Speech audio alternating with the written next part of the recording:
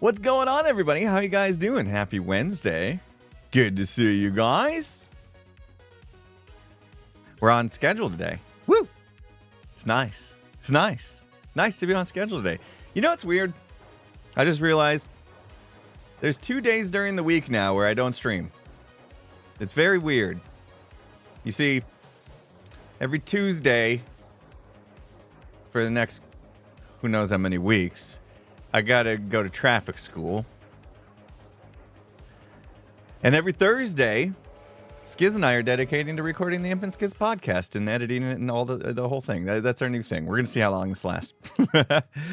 Which leaves Monday, Wednesday, Fridays to be able to stream and record Hermitcraft. And I'm looking forward to it, actually. Oh, and Friday afternoon is gonna be Friday Phasmo. That's a new thing too.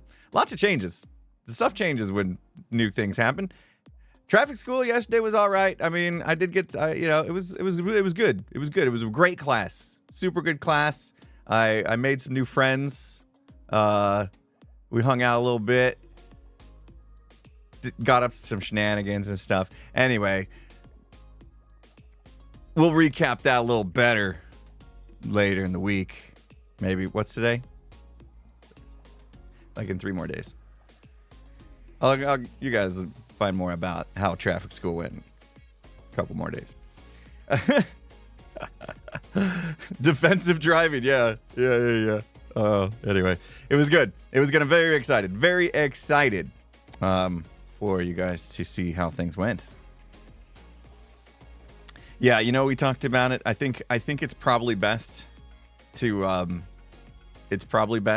just let everybody know. In case you guys are like doing crazy stuff, thinking you're gonna take Friday off from work and stuff, don't do that. There may be a surprise when you don't get what you're expecting on Friday. I better check with everybody, make sure they're okay with me just outright saying. Anyway, I just don't want anybody getting super excited for Friday when, new season, every season something changes.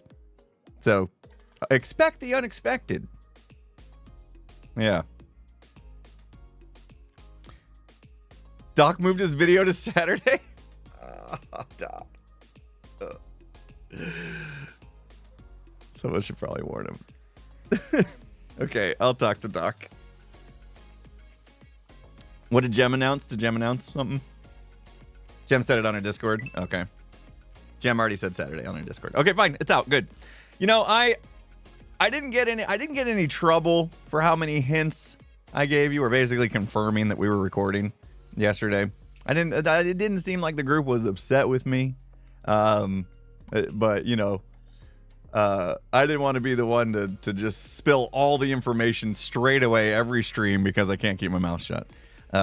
But good. Jem's already confirmed. Yeah, just so you guys know, it's going to be Saturday, okay?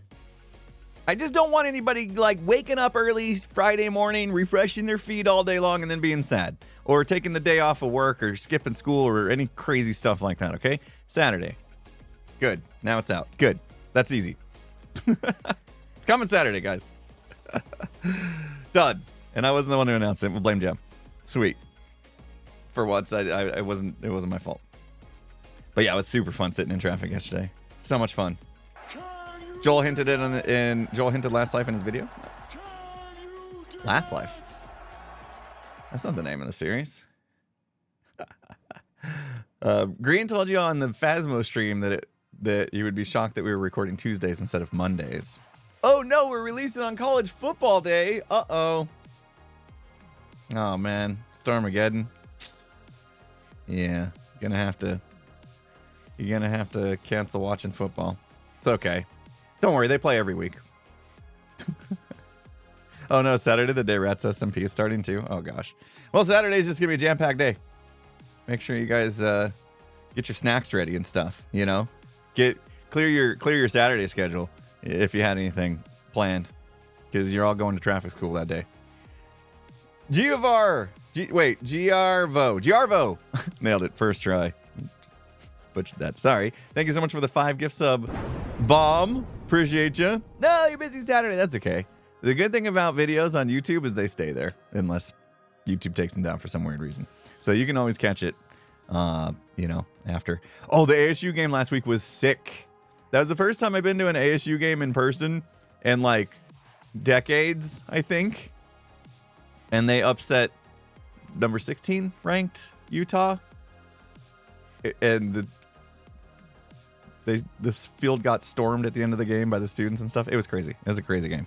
It was such a crazy game. And Skiz is like, yeah, you come to one game. I've been to like 1,000 games, and none of them were this good. You come to one game, and it's like the biggest upset the school's had in years, and it was crazy. It was awesome. It was awesome. I almost lost my voice. I had to be careful. Like as I was like shouting and stuff, because I was happy for him. I was like, oh, I gotta save my voice. I can't lose my voice. I kind of need this thing. It was awesome. Nana2 Panda, thanks for the 100 bits. Yes, okay, Jem already said. Thank you. Uni to me, thanks for the $6.90. Can you dig it? Thanks for your work. Oh, thank you. Thank you for watching. Stream has been helping me get through med school. Ooh, that's tough. Med school. Wow. That sounds like a lot of work. Keep it up. Keep it up. Gotta get a birthday Yu-Gi-Oh for my birthday yesterday. I don't have the birthday Yu-Gi-Oh anymore, but I hope you had a good one. Happy birthday to you. Don't have the sound clip. It is something that we're phasing out, mainly because I was already kind of thinking to phase it out, and then I did a factory reset on my device that had the clip on it, and yeah, so it's gone now. But I hope you had a good one. You bet, you bet. Yeah, the Yu-Gi-Oh era has ended, unfortunately. Soon enough, we'll all forget about the birthday Yu-Gi-Ohs. Am I editing myself or hiring an editor? I am super busy this week, so I did find somebody to help me edit this one. It's probably going... Well, we'll see. We'll see how it goes. I might be one of those things where I just add some extra polish. That's what I did last season, is I handed it off to an editor. They did like 99% of the work, and then I just added my own little touch at the very end of it. Or just polish my bit of polish. I'll probably do that because I have a busy week. We'll never forget the Yu-Gi-Ohs. Nah. Yeah, it was getting a little spammy. Like we were doing the birthday Yu-Gi-Ohs like 20 times a stream. It was getting a little crazy. I feel bad, but all good things must come to an end. Lanrick, thanks so much for the $4.20. Here's some money for my college team, BYU, for beating your rivals, Arizona. Thanks for beating Utah. You bet! Yeah, you bet. And yeah, thanks for beating ASU's rivals, U of A. Right? Yay. Anyway, yeah. The one thing that's constant is change. Speaking of change, we got change. This is a nice transition, guys. Amazing transition. Speaking of change, it's time to go change some landscaping. Well, I don't know if we can call it that.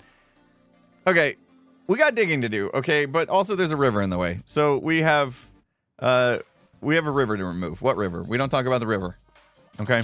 At the end of this stream, there will be no river to talk about. We covered a river early season.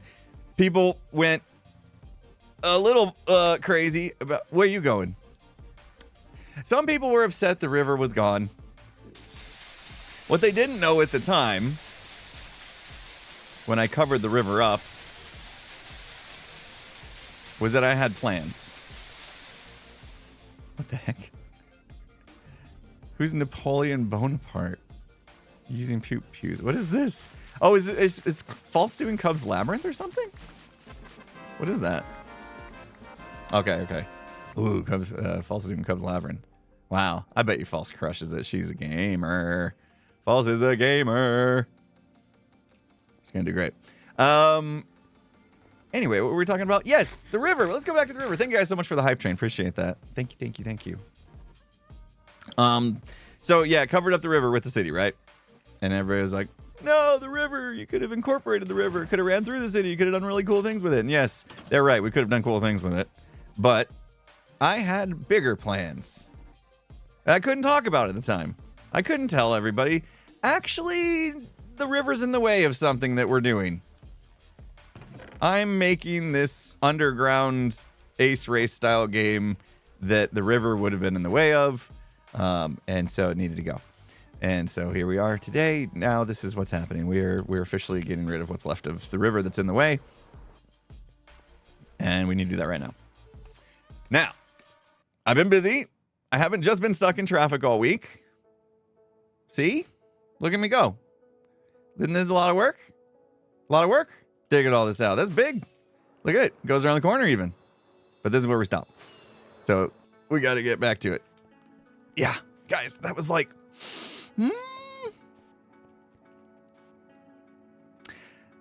6 hours? I mean, me and Skiz dug for about 3 hours the other day, and then I did about another 3 hours on Monday? What did we do Monday? No, that was Monday that Skiz and I dug. Tuesday. Oh, yeah. Yesterday morning before I went to traffic school. I dug for another 3 hours. Why do I keep doing this myself? Why do I keep doing this to myself? I don't know. I'm weird. So, all right. I got some sponges back. Skiz had some of my sponges. Yeah, so this is probably going to be... I don't know. We're going to dig today. We'll see how long this takes. But the river's in the way, which is the worst part. That's what's really slowing me down right now. I don't mind digging, but I do not like having to drain rivers. There we go. We're good. Yeah, it's a big project. And this is like just to like start the video.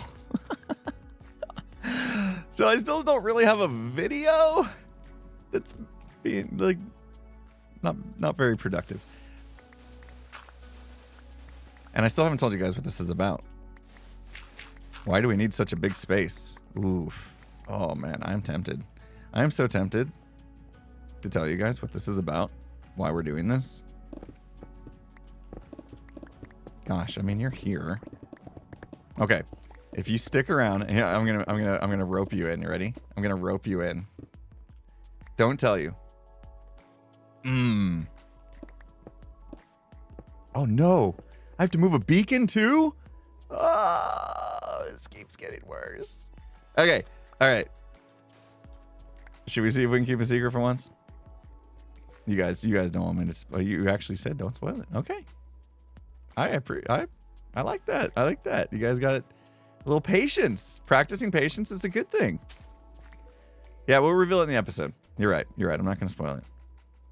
I can tell you. I think you guys are going to really like it. I think you guys are going to really like the next leg of the race. Yeah. Okay. We don't do it. We don't spoil. You guys are right. I need to prove that I can keep my mouth shut since you know, I couldn't the other day, and I told you guys all about what was going on with the live series.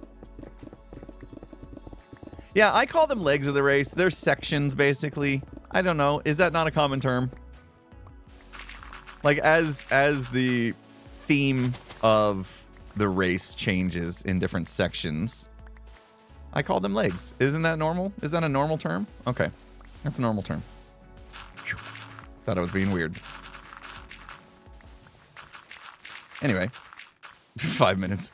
You give me 5 minutes to tell the reveal. No, we're gonna do it. We're gonna keep it. Leg of the race is a common term.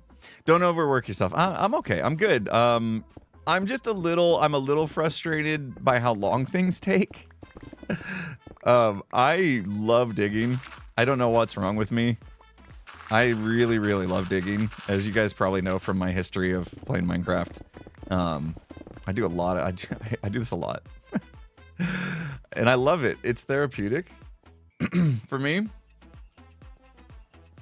I enjoy it. However, it takes a lot of time. In fact, I wonder how many stone blocks I've actually dug. Let's find out.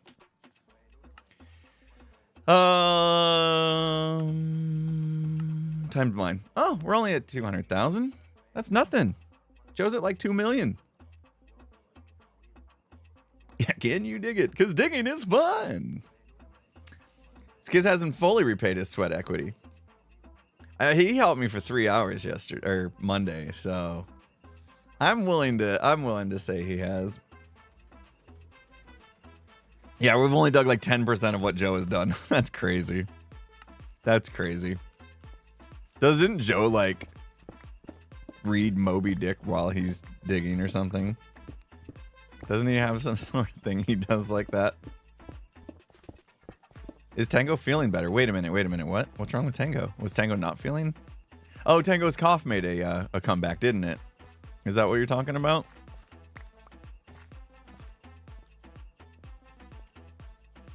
It's a very Joe thing to do.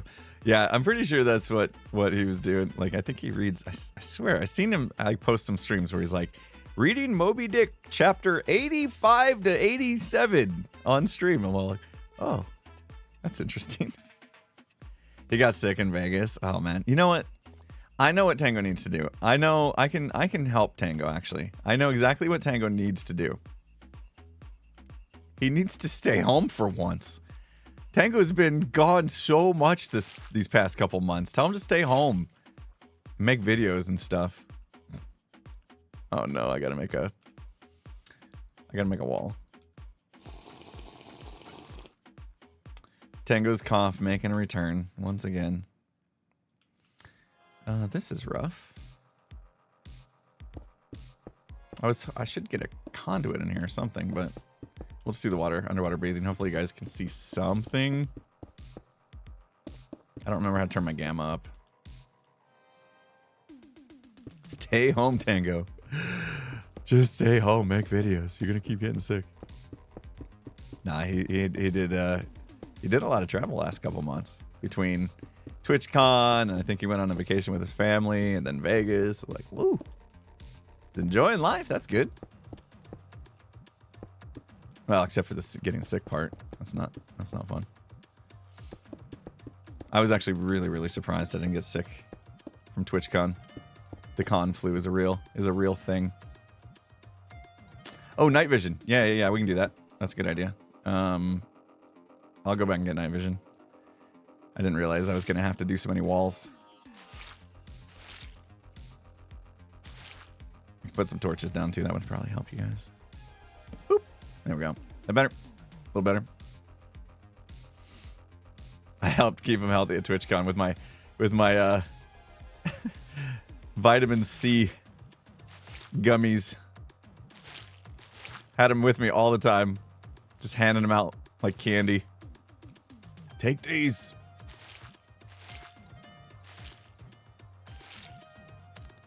I'm not very good at using sponges.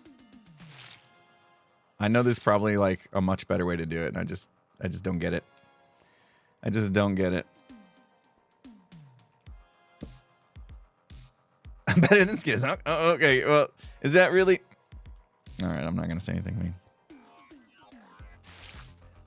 That's awesome. I'll take the compliment, thanks. Yeah, I went full dad mode with the vitamins on TwitchCon. Hey, but look, you're welcome. Because everybody came back healthy and we were able to get right back to work, except for Tango, who decided to go on another vacation. So, you're welcome. You can thank me for going dad mode. No, I was more worried about myself, and then I realized it was selfish to keep the vitamins to myself. You know, I had a full jar of them, and I figured, you know, I could probably share. Jem didn't get sick.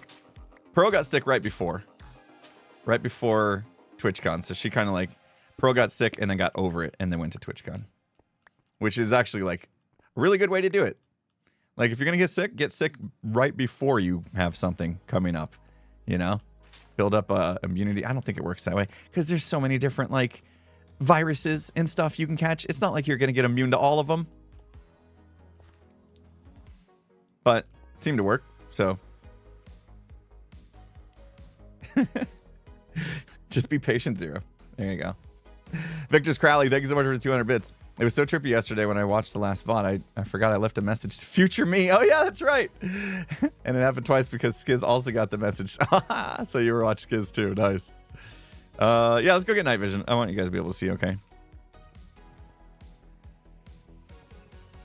It actually does work that way. It increases gamma globin. Globulin. Okay. All right. That sounds like a fancy medical term that makes sense. I don't know. It just feels like if there's multiple, I mean, I guess you do help build up your immune system a little bit. But I was gonna say if there's multiple viruses, not everything's a virus either, right? Bacteria, The base Bluebin test. What was that from? That was from the permit stuff, right? Did you pass the base Bluebin test? What are we building today? Actually, we're doing the opposite of building. We are tearing stuff out. I forget what night vision looks like. Visibility. Uh-oh, I don't have night vision. Oh, it's that green one. All right. We'll take it for her. We'll use 8 minutes of it. B-Dubs has a new shop. I did see his video. I did not see B-Dubs over the weekend. I was away all weekend. So I wasn't working at all. Didn't play any Minecraft all weekend long. So I didn't get a chance to say happy birthday to B-Dubs. I'm one of the people he's mad at. Man, he really gave it to everybody, didn't he? For not wishing him happy birthday. I feel terrible. Please tell me you guys like tweeted him and stuff. He said only 5 people tweeted him. That's pretty sad, guys. Gotta be better than that. I didn't know he was so into his birthday. I was cracking up that whole bit. He cracks me up. Ooh, ooh, ooh. Should I do the night vision now? Because it's dark. Why not? He's washed. Only 5 people wished him happy birthday on Twitter. You know, I didn't really look to see how many happy birthdays I got. I've got a few, I'm sure, when it was my birthday. That was a while ago. My birthday's in March, so it's kind of coming up, I guess. You know what's finally happening? It's finally happening, guys. The weather is finally getting nice here. Oh, our fall weather. The only reason we live in the desert is so winter and fall is awesome. That is correct. It is on March 9th. Lily Lou, how do you have my birthday memorized? That is so sweet. It's finally getting nice. It's finally. However, here's the problem. Are you ready? I promised my wife I would clean the garage as soon as we had a full week where it did not get to 100 degrees Fahrenheit here. And guess what? This is going to do it. This week's going to do it. It's going to be a week where we don't hit 100 degrees for the first time in like 5 months, something crazy. So now I got to clean the garage. Great. I want to work. I want to do manual labor. I get bruises and stuff. See this bruise?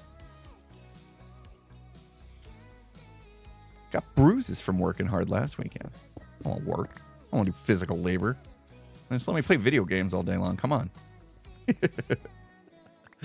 Oh, yeah, there we go. Get Skiz to come over and do some real sweat equity. Yeah. Now Skiz is too busy to be coming over and helping with my garage, I think. Chore pulls. That's right. Oi. It's good though. It's good. That's one thing you can forget, right? One thing you it's easy to forget that hard work, although when you're doing it kind of sucks, you know? It's because it's hard work. When you're done, it feels really good. It's so satisfying. Yeah, that's right.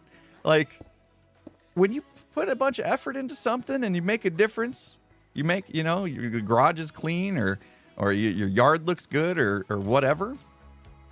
You know, maybe you're in sports and you worked really hard on a skill and now you have that skill. Feels good afterwards to work hard. Never want to do it beforehand though. You kind of just got to force yourself in. You have to have that mindset of like, it's going to be worth it. It's going to suck for a while, but then it's going to be worth it after. I'm going to be so proud of myself because we're going to do stuff. We're going to make a big difference. Okay, we got to get this too. Man, I hate getting rid of water. It's the worst. But when we're done, we're going to feel good about it. See how that just came back around? When we're done clearing out this water, we're going to feel so good about it. Where did it go? I went backwards. I was facing the wrong direction. Go me. You're concerned for G. What for? G's fine.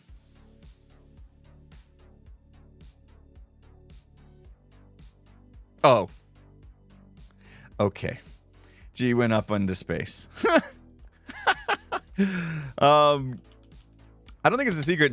Green's been getting tours of everyone's bases. He mentioned it when we were playing Phasma a couple days ago, right? That was what he was up to. So he stopped by. It's so laggy. Subspace bubble.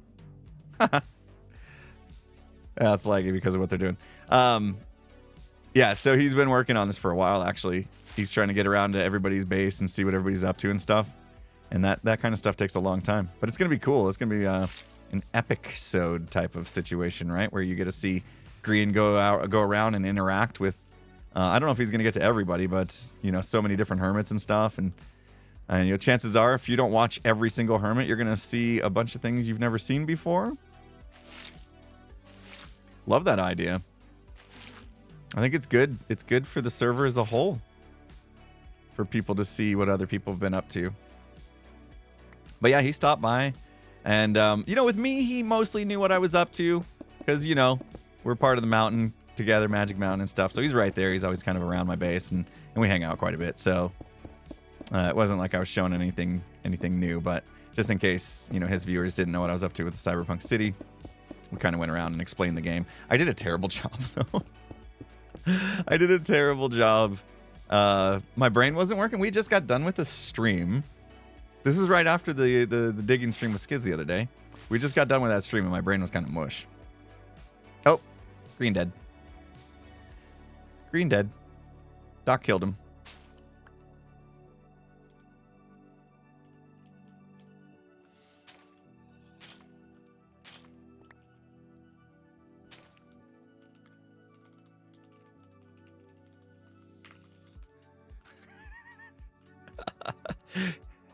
I channeled. Anybody say that in the voice that I was thinking? Anyone? Anyone read? Anyone read that? Tell me what I was channeling in my head. There it is, comic book guy. You got it. It's Burial. Got it. Worst tour guide ever. That is so the voice that came into my head. Oh man. Well, Green's done doing tours after that one. After Doc killed him. You don't kill somebody that's trying to show off your cool stuff, you know? I think that's kind of a no-no. What? What's happening? Is he rage quitting?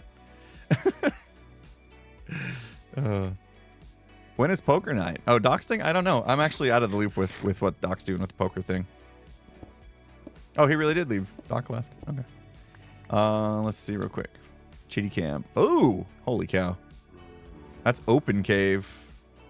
Oh, but it's above. Oh, we're lower than we need to be. Oh, I left a sponge in there. No way. We'll get it. And in there. All right, we got more water over this way. Doesn't look like much, though, guys. We're actually in pretty good shape here. I don't know where the wall is. I gotta stay on the outside of the wall. Let me see. I thought I was missing a sponge. All right, if we follow the line of this wall right here. Oh, all that water's kind of missed. Maybe we should just dig until we hit it. I don't know how to get to that. It's on the other side of this wall. Let's just start digging. Let's just start digging and we'll find it. We'll find our way. We got to move a beacon.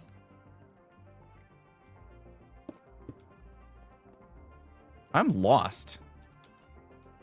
I got severely discombobulated. Okay. We got to go this way. Night vision's up. Let's get out of here. Where are we? Seriously. Aha. Found my way.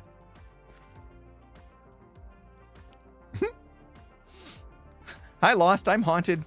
Nice to meet you, Haunted.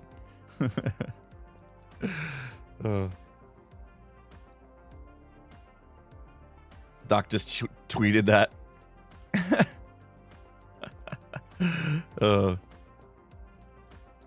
right, let's see. We have a beacon right here. We need to move it over there next to the generator building. Okay, let's go do that. Yeah, I think we're just, we could have like gotten silly about hinting when the Life series episodes were coming out, but I was concerned. I mean, I wasn't the only one concerned out of the group, but I was concerned that people would be like setting aside time on Friday and getting excited and then be let down. I don't want to let you guys down. You know I care about your feelings, okay? You guys know that about me. Some might even say a little too much.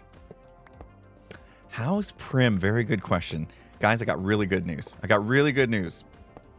We finally got an update on Prim's blood count, because that's what she has to get tested for every few weeks to see what her blood count levels are, because she had an autoimmune disease that was attacking her own red blood cells. And so she's been taking medicine to control that.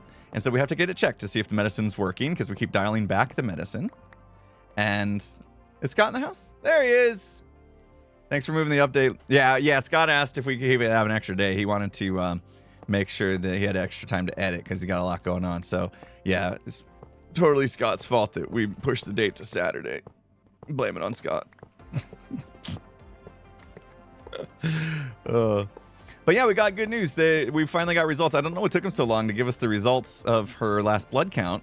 Because remember last week we missed a stream because I took her to the vet. And normal red cell blood count is between 35% and 55%.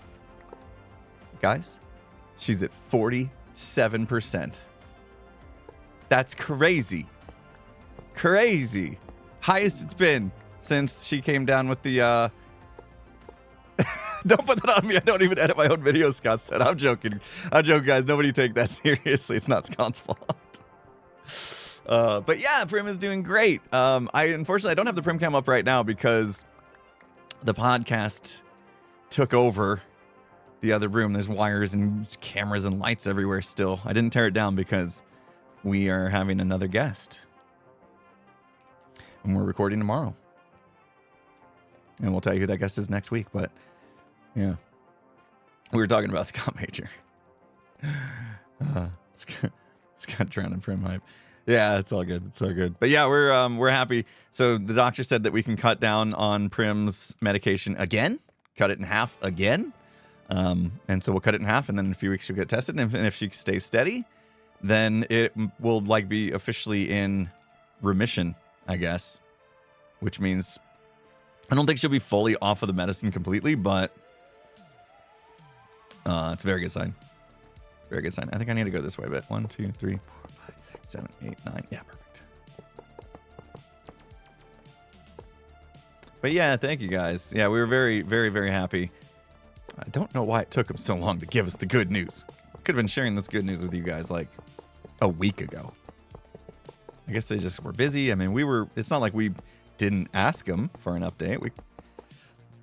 They just failed to get back to us for a long time, which is a bummer because they are a really good animal clinic.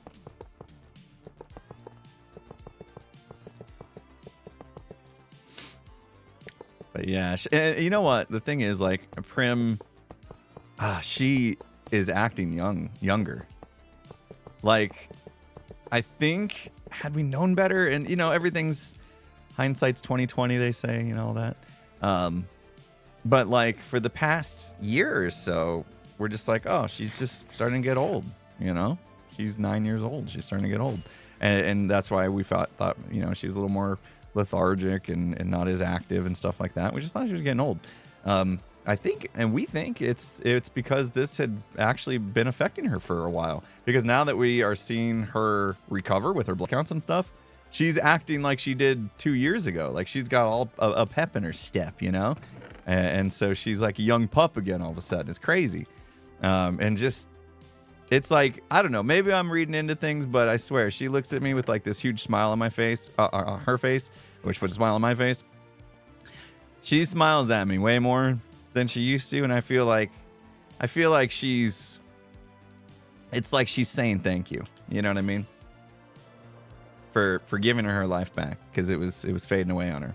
So, yeah. Sorry, I was tearing up a little bit. It's emotional. Anyway, it's good. It's all good stuff. Sorry, guys. But yeah, we're that could have easily gone the other direction. So we're very, very, very, very happy, very, very blessed.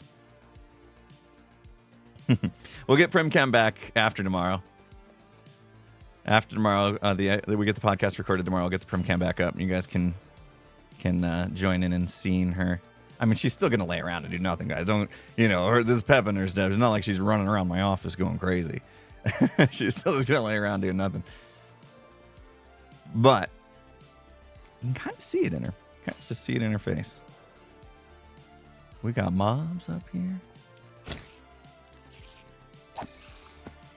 I gotta start being safer, because here's what happens when you're on the Hermitcraft server and you're fully decked out and fully enchanted netherite gear, and then you go to another series where you're not that decked out with gear.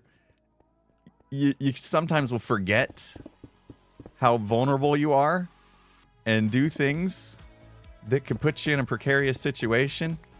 And well, that's the gimmick of the life series, isn't it?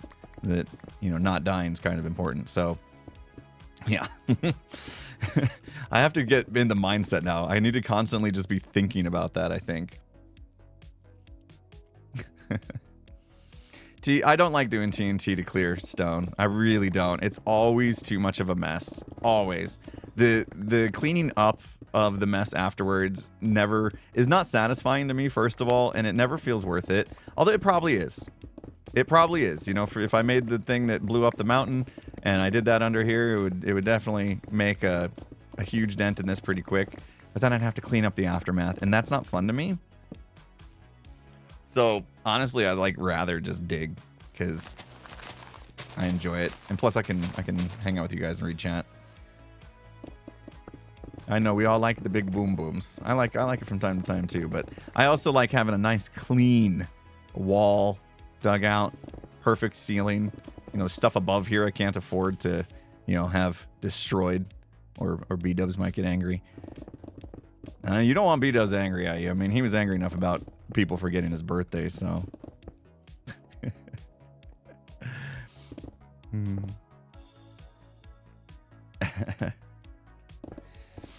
Did I make a how-to video on the big boom boom machine? I didn't. No. I mean, it was just, yeah. I guess it was a bit complicated because it was crafters crafting TNT minecarts, so there was a couple crafters involved, but it wasn't too bad. And then it was just a clock with redstone activating all those, so there wasn't a ton to it. It was the materials that was the hard part about that thing. Remember, I had to build a big old gunpowder farm? And then obviously the sand is never fun to get. It's quite simple, really. I can't do Mumbo's voice. Guys, Mumbo's been going around interviewing people to be his lawyers. He on now? Okay. I'm like, do I need to be worried? Because I'm not sure I would do a good job. I don't think he's visited Skiz yet. Skiz needs to get online when Mumbo's on. And Mumbo should audition Skiz for his lawyer. I think we need another Skiz lawyer moment, don't we? Don't we need another Skiz Mumbo lawyer? That'd be great. They need to do it. He tried, I watched Mumbo's video yesterday. He tried with Joel. He tried with Ren. Neither one of them were very convincing. So if I was Mumbo, I don't think I would take representation from either one. But after seeing what Skiz did, Skiz absolutely destroyed Joe and Doc in court. And I think that's kind of defense Mumbo should get. Better call Skiz. Scar did really well. Yeah. Wait, was Scar in that episode too? Did I not make it all the way through? What was Scar's defense? Hold on. What did Scar come up with? Why do I feel like I missed this? Oh, it was on stream. Okay. It's like, I don't remember that in the video. Scar did a good job, huh?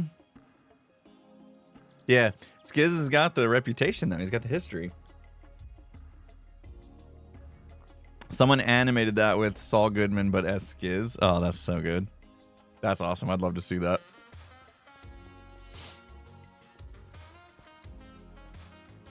Let's see.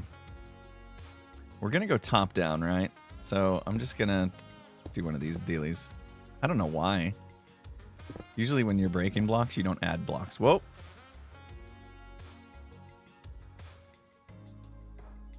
Whoa. Whoa. Are we good? Are we okay? What just happened? Everything froze. How am I still streaming? What in the world was that? That was wild. Man, it's just been a wild week. That was crazy. My computer is like, yeah, you promised. My computer's telling me that I promised. I think what I'll do is at this layer, I'll dig all the way through. So it's weird that I'm putting a ground back down.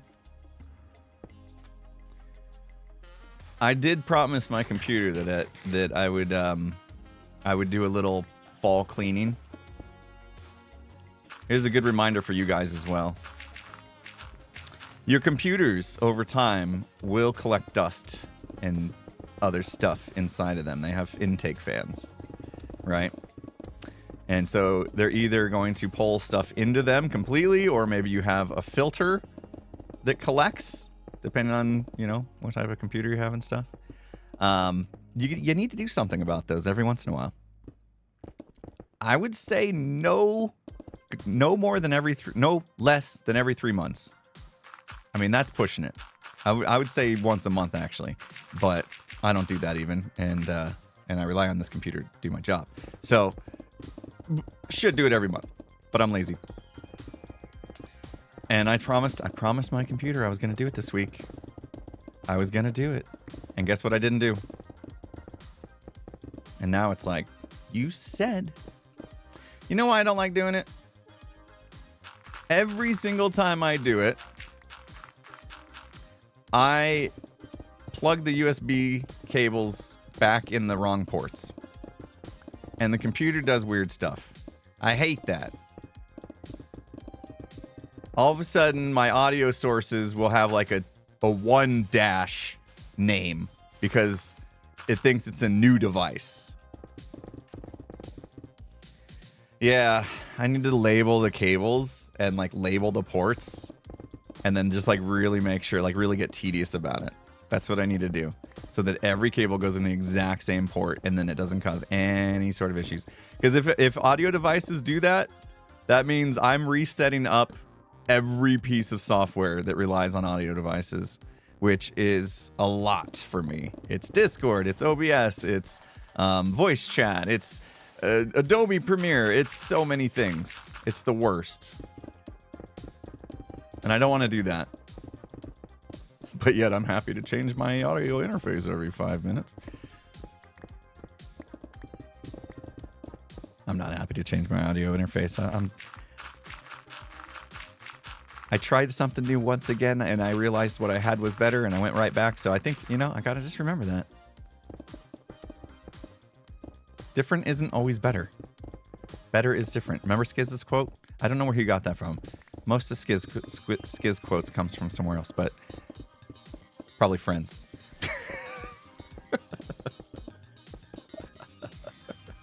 But yeah, I don't know. I just like change.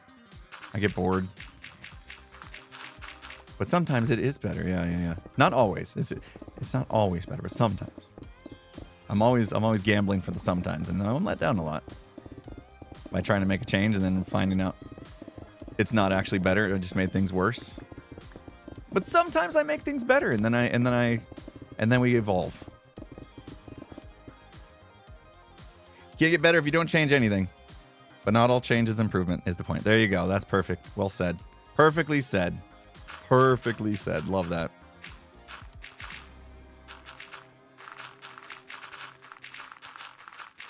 Most people don't like change, though. I love change. Except for certain things in life. Certain things in life. You know, if I said to my wife, I love change. If I was my wife, I'd be a little worried. But guess what? That's not something I feel like I need to change. I'm very happy there. I'm not making any kind of change. I'm great.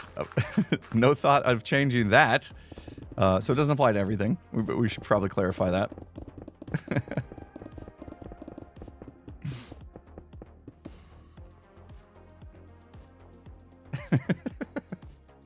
Yeah, let's just be very clear. Not everything in life do I feel the need to change.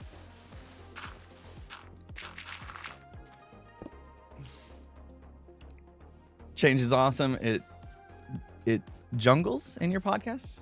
It jungles in your pod. I feel like a different word was meant to be said there than jungles, and I'm trying to figure out which word. You have a 5-month-old kitten. I got impulsively, and it has. Wait, I got that you got impulsively, and had no thoughts. So you named her Impulse. You got a cat on an impulse and named your cat Impulse. That's amazing. That's amazing. I love that. Oh, your cat's named Impulse? No way. No way. I feel honored. Coin change jingles. Jingles in your pocket. Change money. Okay. Oh, wow. Didn't well put those together. That kind of change. Did not make those connections.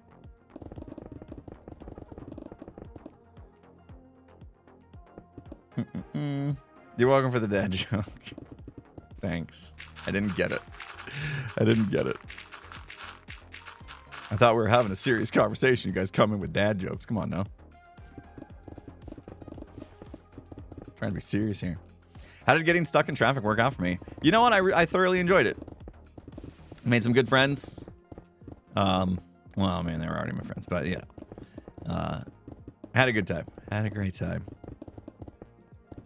It's going to be a fun season, guys. It is. Every season, Green comes up with some cool twists and stuff. It's not just Green. The whole group works together for ideas for the series, but it's mostly Green. It's his brainchild. The series is. No spoilers. Yeah, there's no spoilers. I'm not gonna give any spoilers.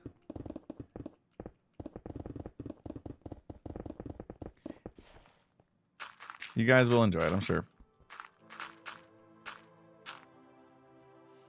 Yeah, it's the parkour season. What is that parkour map everybody's playing? Is it a map or what is it? I saw a meme about that. Like it was like Green in that parkour map, and they're like, "This is where the next Life series is going to take place." Parkour Civilization. Yeah, that's the one I'm talking about. What is that? Is it just a parkour map? I've seen a whole bunch of people like not playing it though, doing reactions to it, which I thought was weird. Why wouldn't they just play it? Is it? I need to watch it. What does that mean? I need to watch it. Oh, it's like a movie. I thought it was like a Minecraft parkour map. Oh. It's a YouTube series? I don't understand things right now. How does... Okay. I'll have to take a look. Curse of Binding Book. I don't think so. My notifications are not off. ESD Plays, thanks for the 100 bits. Glad Prim is doing better. Also happy that you decided to stream on my birthday. Enjoying it. Well, happy birthday to you. I hope you are having a good day. Glimmer Girl, thanks for the $3.14. Thank you for getting me through a tough time. I don't know if you remember, I was going through school in London, but delays with my CC. My application was rejected because I didn't get my transcripts in time. Now delayed a year, and I have to reapply. Left my job 3 days ago. Left my job 3 days before the rejects. Oh my goodness, I'm so sorry. That is a terrible situation there. Terrible set of terrible circumstances for you. Hopefully things improve, you know? Patience sucks that happened, but you know, patience, and hopefully things turn around, and next year you'll be where you want to be. Good luck. Found that video so annoying. Every other word is parkour.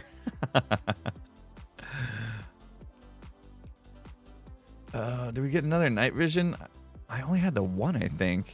This is okay. So we were back to a pretty big river. Yeah, we're gonna have to clear this out. Let's go get night vision.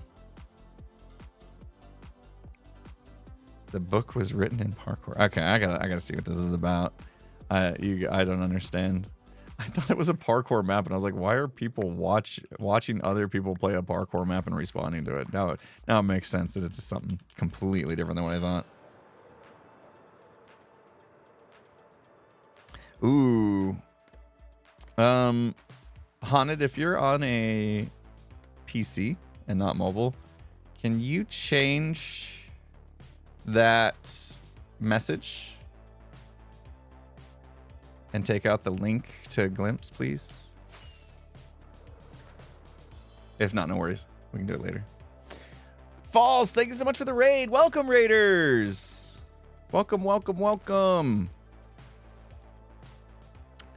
How did Cub's Labyrinth go? I saw a death from there. No judgment, of course, because I died many times.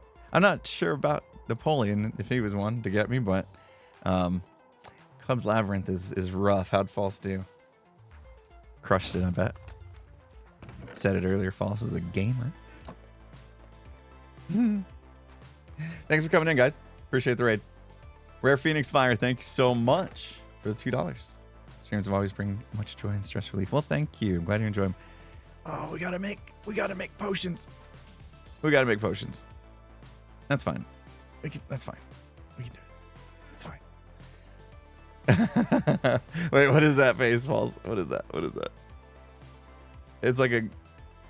Is that a grimace? What is that face? I'm trying to like...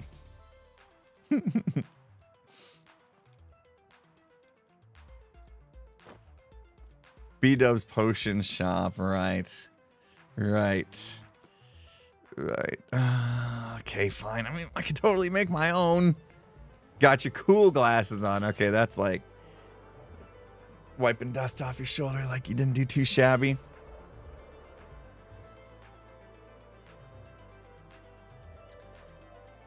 Is Glimpse dead? Not yet, but we are going to start making a transition.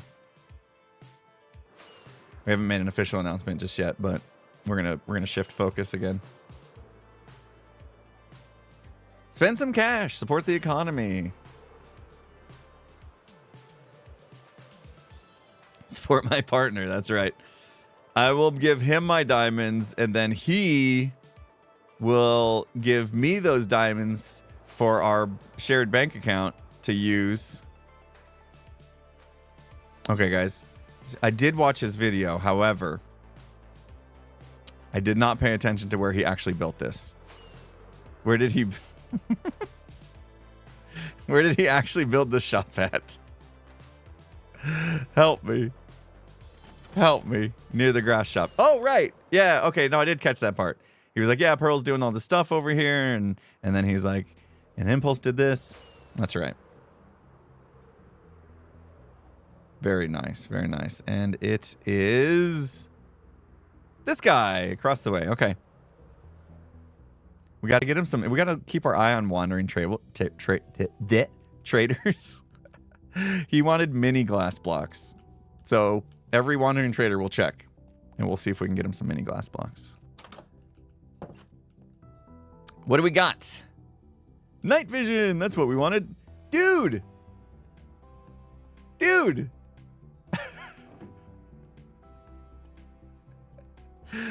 Come on, man. Come on, man. B-dubs, come on, bro.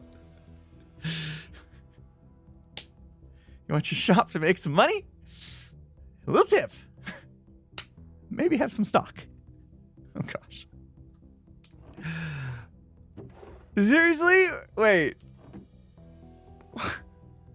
What? Hold on.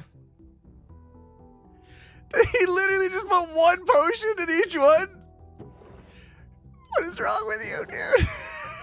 And they're not even full. They're 3 minutes. Oh, my God. Oh, B-Dubs, I'm so sorry I outed you, man. I'm so sorry. And on your birthday week, even. Wow. All right, well, listen. We'll give him a pass. The power went out 4 times on his birthday, okay? We'll give him a pass.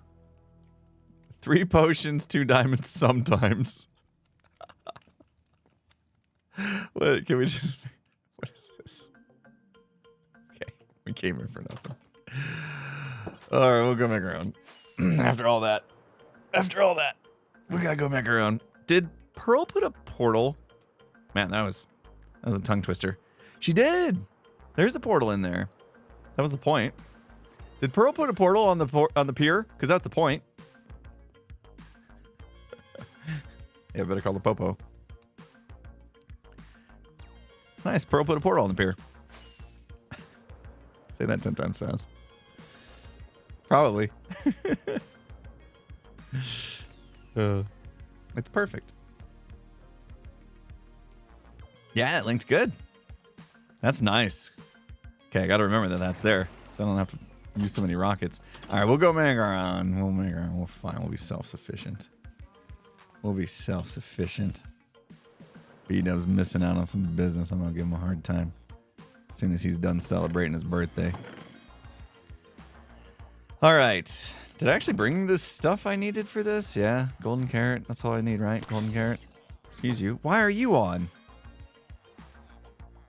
What? The spawner's not on. Yes, it is. What happened? Hello? What happened?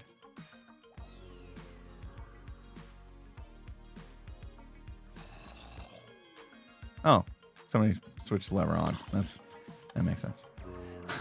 Farm on means on, as in working. Got it. Smart. Okay, this has got stuff. Water, water, water. Oh, we need redstone to extend it. Pearly Pop popped a portal on the pier. I like that. That's good.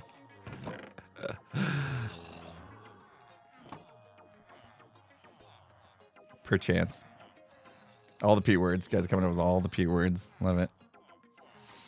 Have you got your specs and setup list somewhere? Your camera's really good. You know what? I don't. I used to. I have on my YouTube About page, I had a list of all my current stuff, and it is probably 2 or 3 years out of date now. So that is a good reminder that I should update that. But I can tell you, my camera that you're looking at is a Sony A7 Mark IV.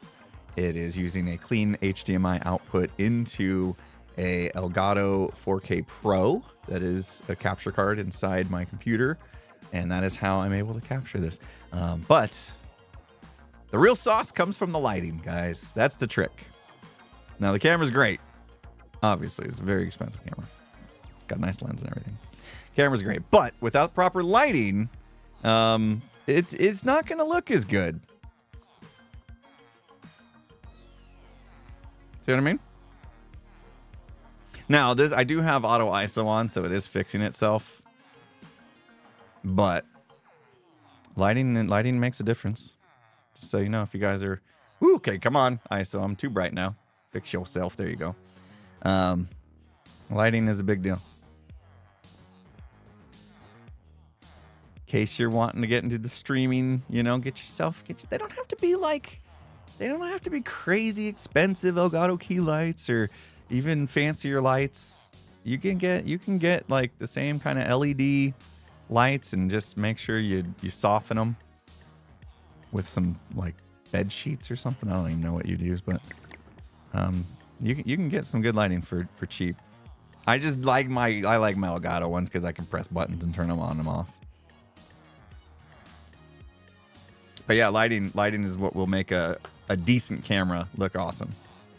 Diffuse, that's the word. Thank you. Yeah, you can get like LED lights and just diffuse them. If you diffuse them properly, then they will look just as good as these fancy Elgato key lights that I have. There you go. Little streaming tip for anybody looking to get into the industry. I think that's been my advice lately to people that have asked if I've had any tips for somebody that's wanting to get into the streaming space is you don't need to spend a ton of money to put on a decent stream. Start small, build up. As your audience grows, your devices grow. I think it's smart to do it that way. Into stream. I see what you did there. Etho's proof of that. He's still using all the same equipment he used when he started over a decade ago.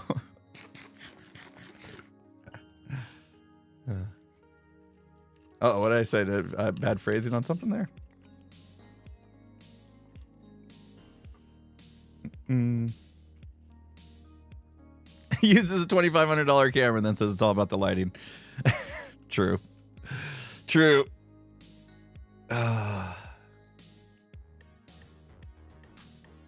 Uh-huh.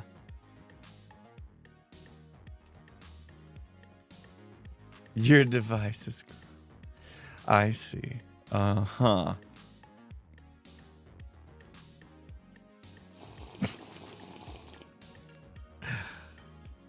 Let's do this. Oh, I should have dried the sponge out. Oh, no. What is wrong with me? And I don't have any stone on me? Fine. We're going to use dirt. Wow. You guys got me talking about devices. Apparently. Oh, no. And it's time to stand? I can't do all these things. I just drank a potion. I'm on the clock now. Yeah, I go to the nether roof to dry the sponge. That is definitely the way to go. I don't cook it like a noob. But I just took these potions. I should have thought about all of that before I down these potions. Now they're going to go to waste if I don't just keep going for the next 8 minutes. You can't be hasty with your potions. All right, I'll do sand as well. Although sand's kind of annoying.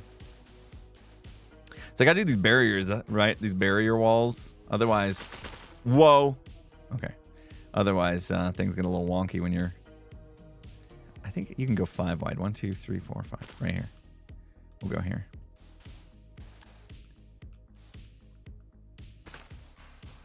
Yeah, the sponges don't work that well if you have too much water. Like, it refloods itself. And I'm so terrible with water mechanics that I, like, never quite understood the proper way to sponge. But I have found that by doing these little sectioned off barriers, that keeps it from, like, reflooding itself. That seems to be the ticket. It's just a pain, because...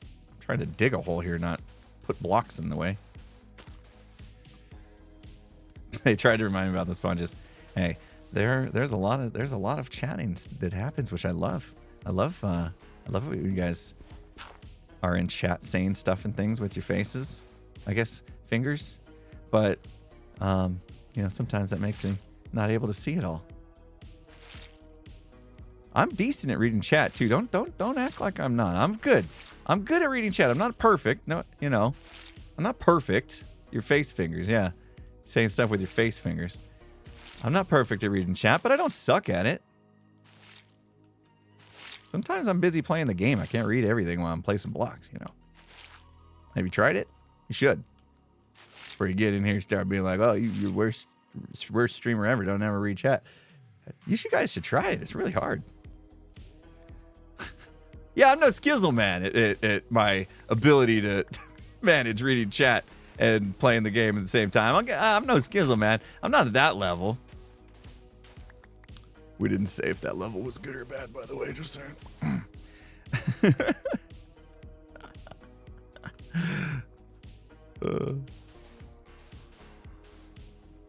Can never. Doing great stuff. Thanks. See? Read that. Every time I read a chat, just everybody, we'll get excited. He read that. Woo! I might catch 1 out of 50 chats. It's fine. It really does depend on what I'm doing in game, though. When we're doing these streams where I'm just like digging and stuff, it gives me a lot a lot more opportunity to actually look over and read. If we're like building, detailing stuff, and I had to use my brain inside the game, then it's very, very tough to keep up with you guys. Read this one. There, done. Nailed it. Joe reads Moby Dick while playing Minecraft. Yeah, but Joe's also just digging 2 million blocks out. Come on now. Like I said, there is a difference in depending on what you're doing in the game.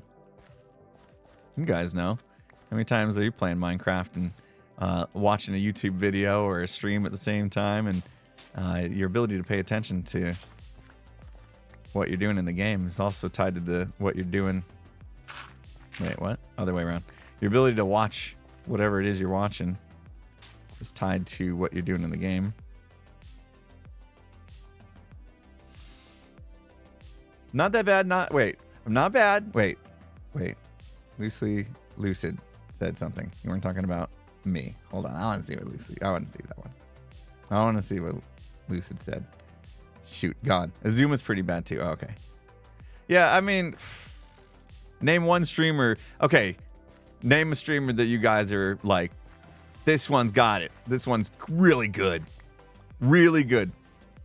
Let's compare streamers. What streamer is really good at reading chat to where you guys are just like in awe? Linksy? Pearl's good. Tango pretty good. Now, is Tango good at reading chat because he's standing still and reading chat? Or is he actually able to do it while he's playing? It's been a while since I caught a Tango stream, so. Did we lose the sponge? See, now someone's like, Tango's terrible. Wait, so we're not all Doc's good at reading chat. I guess the question is, okay, no, we need to clarify it more, because I could stand still and read everything you guys write and do nothing in the game. That doesn't make me good at reading chat, right? I'm talking about who's like good at multitasking to where they're like doing stuff in game and still catching a lot of the chat. Pearl sees everything. Okay, so Pearl, you guys are guys have a lot of appreciation for how good Pearl is. False as well. Yeah, a lot of Pearl. Okay. All right, there we go. Pearl has set the bar. That's what we got to shoot for. We got to get Pearl level. Pearl is a multitasking queen. Yeah, I mean, guys, Pearl's just naturally good at everything. Come on now. Speaking of Pearl, what would you guys feel if me and Skiz sat down and talked to Pearl in detail about how amazing she is at everything? Would that be good? Would you guys enjoy something like that? Like if Skiz and I just, spent a good hour and a half or so just chatting with Pearl, asking her how she does it, how she's so amazing at everything. You guys want to do that? All right, what are you guys doing Friday? What are you guys doing Friday? You free Friday? About 7 a.m. Pacific time or so.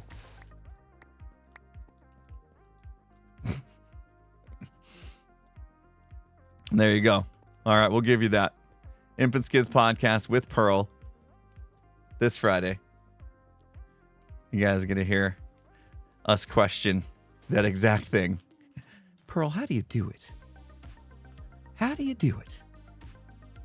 Teach us the ways. 1, 2, 3, 4, 5. Don't think it can be taught. Good. I'm glad you're free on Friday. Also, make sure you're free on Saturday. In fact, guys, just clear your schedule for the month. Just don't commit to anything for the rest of the month. There's just too much cool stuff coming. You're going to be busy. Cancel all your plans. Oh no, the bubbles. My bubbles. The bubbles. No problem, right? You guys can cancel your plans. What time on Saturday? Usual upload times. I doubt that you'll see like a barrage of everybody releasing at the exact same time. So whatever time you're used to seeing your favorite life creators release is probably what they'll stick to. I'll stick to my usual time. Unless something goes awry. Okay, now I can stand because our potions ran out. Thank you for the reminder. I was going to forget about it. All right, standing up. Let's go. Brr.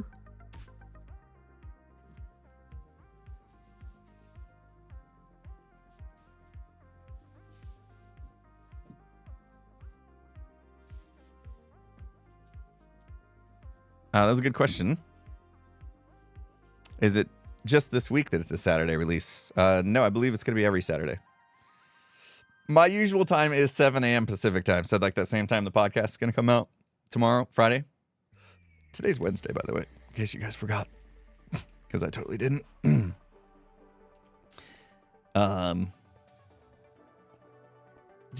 Should you still get married? No, you should postpone the wedding. Yeah. You don't want to miss the Life series release. I'm sure they'll understand. You know, like it's good to be leveled on your priorities before you get married anyway. So, just kidding. Please don't.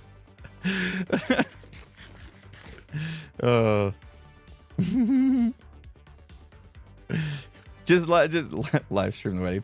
Just while you're up, exchanging vows, just casually have your phone out, watching videos. And they're just like trying to get your attention. You're like, oh yeah, I do. Okay. Ooh. Whoa. Can't believe you did that. Oh my gosh, you almost died. Yeah. I love you, kiss. There it is. Right, that'll work out. Hey, we got Skiz in the game. I can't make a big deal out of Skiz joining because... Oh, sure I can. There we go. Now Tango's going to feel left out.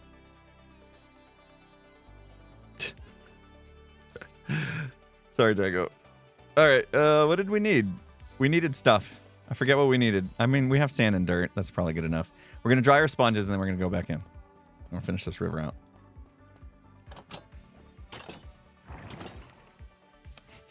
L for Tango. Tango's already crying, guys.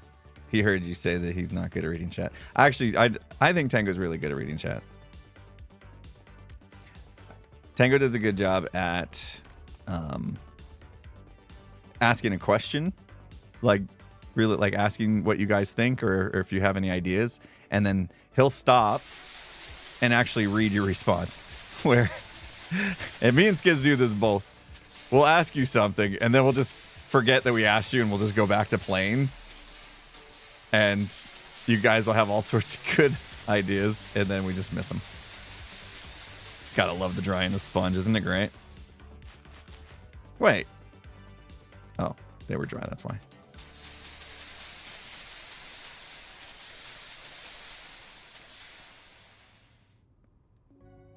Very, very satisfying. And then the insta break with the hoe, also super satisfying. Oh, the bitrate. I'm sure the bitrate's struggling on that. Rip the bitrate. You have yet to go unnoticed by Tango. Wow. That is crazy, Acid. Oh, Skiz, I don't have my... I can't... Hi. How you doing? Hey. How are you? Very good. Are you streaming? Yes, streaming. Drying some sponges. You're drying some sponges. Okay, yeah, all right. You're doing a big old job, are you? I have to get rid of a river that never existed. That sounds... Stream says hi. Hey, guys. There's something floating in here. Do you have flint and steel? Not on me, but sure. I don't know. Go in here. I'm gonna play some poker with Ducky. Oh. Skiz gonna go play poker with Docky. Skiz does know that Doc calls his child Docky, right? Let's see. Why does he need flint and steel though? Does it take flint and steel to play poker for some reason? I don't know. I'm confused.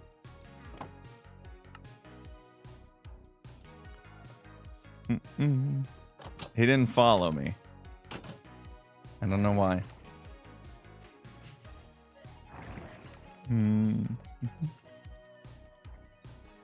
He's gonna burn the place down?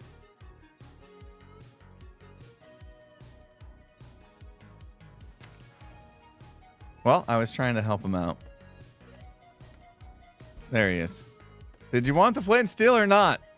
Nah. Jeez.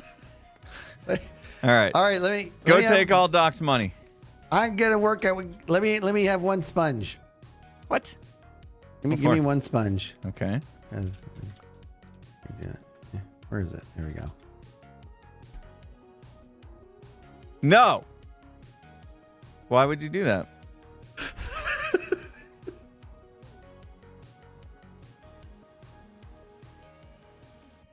Thank you for wasting my time and my sponge.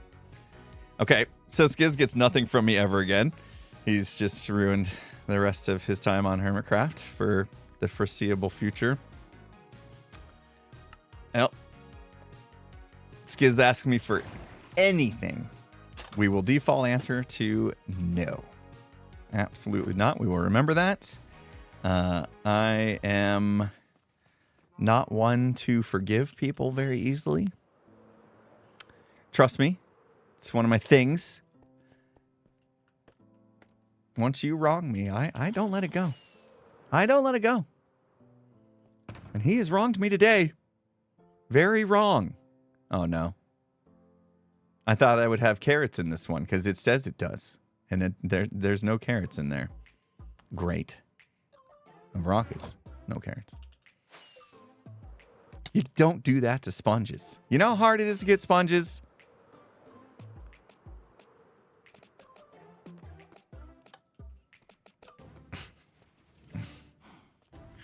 Yeah, that's how Great Wars get started. And catch up. The Bird Lady, thank you so much for the 100 bits. 30 seconds into the stream, and your day's already 7,000 times better. That's amazing. I'm glad your day is 7,000 times better. That's very specific. Very specific. I love that. Sam, welcome. Thank you so much for the 100 bits. Still get the September sale, even though it's mid-October. What? Like the notification that it's September? That's weird. Yeah, that's Twitch. Twitch for you. Queen23 Bean, thank you for the 1,000 bits. Fun stuff. Gonna watch all weekend? Amazing. Yeah. Clear your calendars. Lots of videos to watch this weekend. It's gonna be a good time. All right, there we go. Okay, we have dry sponge. We have blocks to make walls, and we have our potions. Let's do this. We finish this river now. This river never existed, guys. Remember? River be gone. Okay. Block that off. And... oh, we just need to sponge this. Perfect. Bloop, bloop, bloop, bloop, bloop. So you just got to do it really fast. No, that didn't work, did it? See, it's coming right back. I hate it. Water stinks. Quit. Coming back. Wasted my sponges. Twitch being suboptimal. No. No, there's no river. There never was, actually. See, it would be better if we sectioned them off this way as well. I think that's the other thing that we didn't do, but I'm being lazy. So, that's all right. We got lots of sponges. It's okay. Well, we had lots of sponges till Skish showed up. Man, I can't believe I trusted him with my sponges the other day, seeing how disrespectful he is to sponges. Crazy.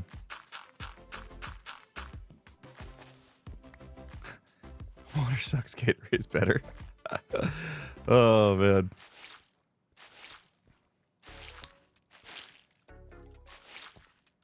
So, new thing going on in my life. Very interesting thing happening in my life. My youngest daughter, and I think I've talked about this on stream before. My youngest daughter is really getting into volleyball. And she's been playing volleyball for a while, maybe 8 months or so. Playing in recreational leagues and things like that. I know you guys probably heard me talk about this a little bit. And it's getting to the point now to where she's ready to move up out of recreational and into more competitive. And in sports, usually that means going from a recreational league to a club team. And so we're going through that process now. Never have I ever had a kid in club. I did have one in gymnastics, and they were similar kind of model, I guess. But this is my first time in like an official like club sport environment. And wow, there's a lot to learn. There's a lot to learn, not only for my daughter as from a skill level standpoint, but like how clubs operate, tryouts, and all sorts of stuff. And yes, it is expensive. It's they travel, and so it's going to be expensive. Yeah, I think the registration fees, like if you make a club team, it's like $1,000 for the season just right off the bat. And I don't know how much of that includes the travel costs and stuff. So yeah, it's gonna be a little pricey, but you know, she's loving it, and it's kind of growing her confidence in herself and her character and her, you know, she's working hard. It's nice to see. It's nice to see. Remember we were talking about hard work earlier? It's nice to see that she's doing something, she's really enjoying it, and she's working hard, and she's getting a lot of benefits out of that hard work. So we're going through the process now, and whoo, it's tough. It's tough. Like, they're about to do tryouts, and we have to figure out what club to try out for, because you're apparently only allowed to try out for one. Because every single one of them scheduled their tryouts at the exact same time for a reason. So that you can't just like try out for them all and just pick and choose after you get offered a position. They want you to like accept right then and there. It's very, very weird, I find. I think I understand why. I think I get it, why they do that, but it's stressful. Because now we have to figure out what club she's going to try out for. And if she tries out for the wrong one and doesn't make it, then what? Then she doesn't make a club. It's like, well, that's not cool. So we've been going through this process this week. So last night I felt like one of those like scouts, you know, like, you know how baseball have scouts, you know, and they go and they watch players to see if they're any good. Well, we did that with a club last night. We went to a club just to watch them, just to see if the coaches were cool and the skill level of the girls playing, if they matched what my daughter's skill level was and all that kind of stuff. So we literally drove 30 minutes to this gym, walked in as if we belonged there, and just sat in the bleachers and watched girls play volleyball. And watched the coaches to see if they had a good vibe. And we have to do that again and again and again until we find a club that we feel like is a good fit. It's weird.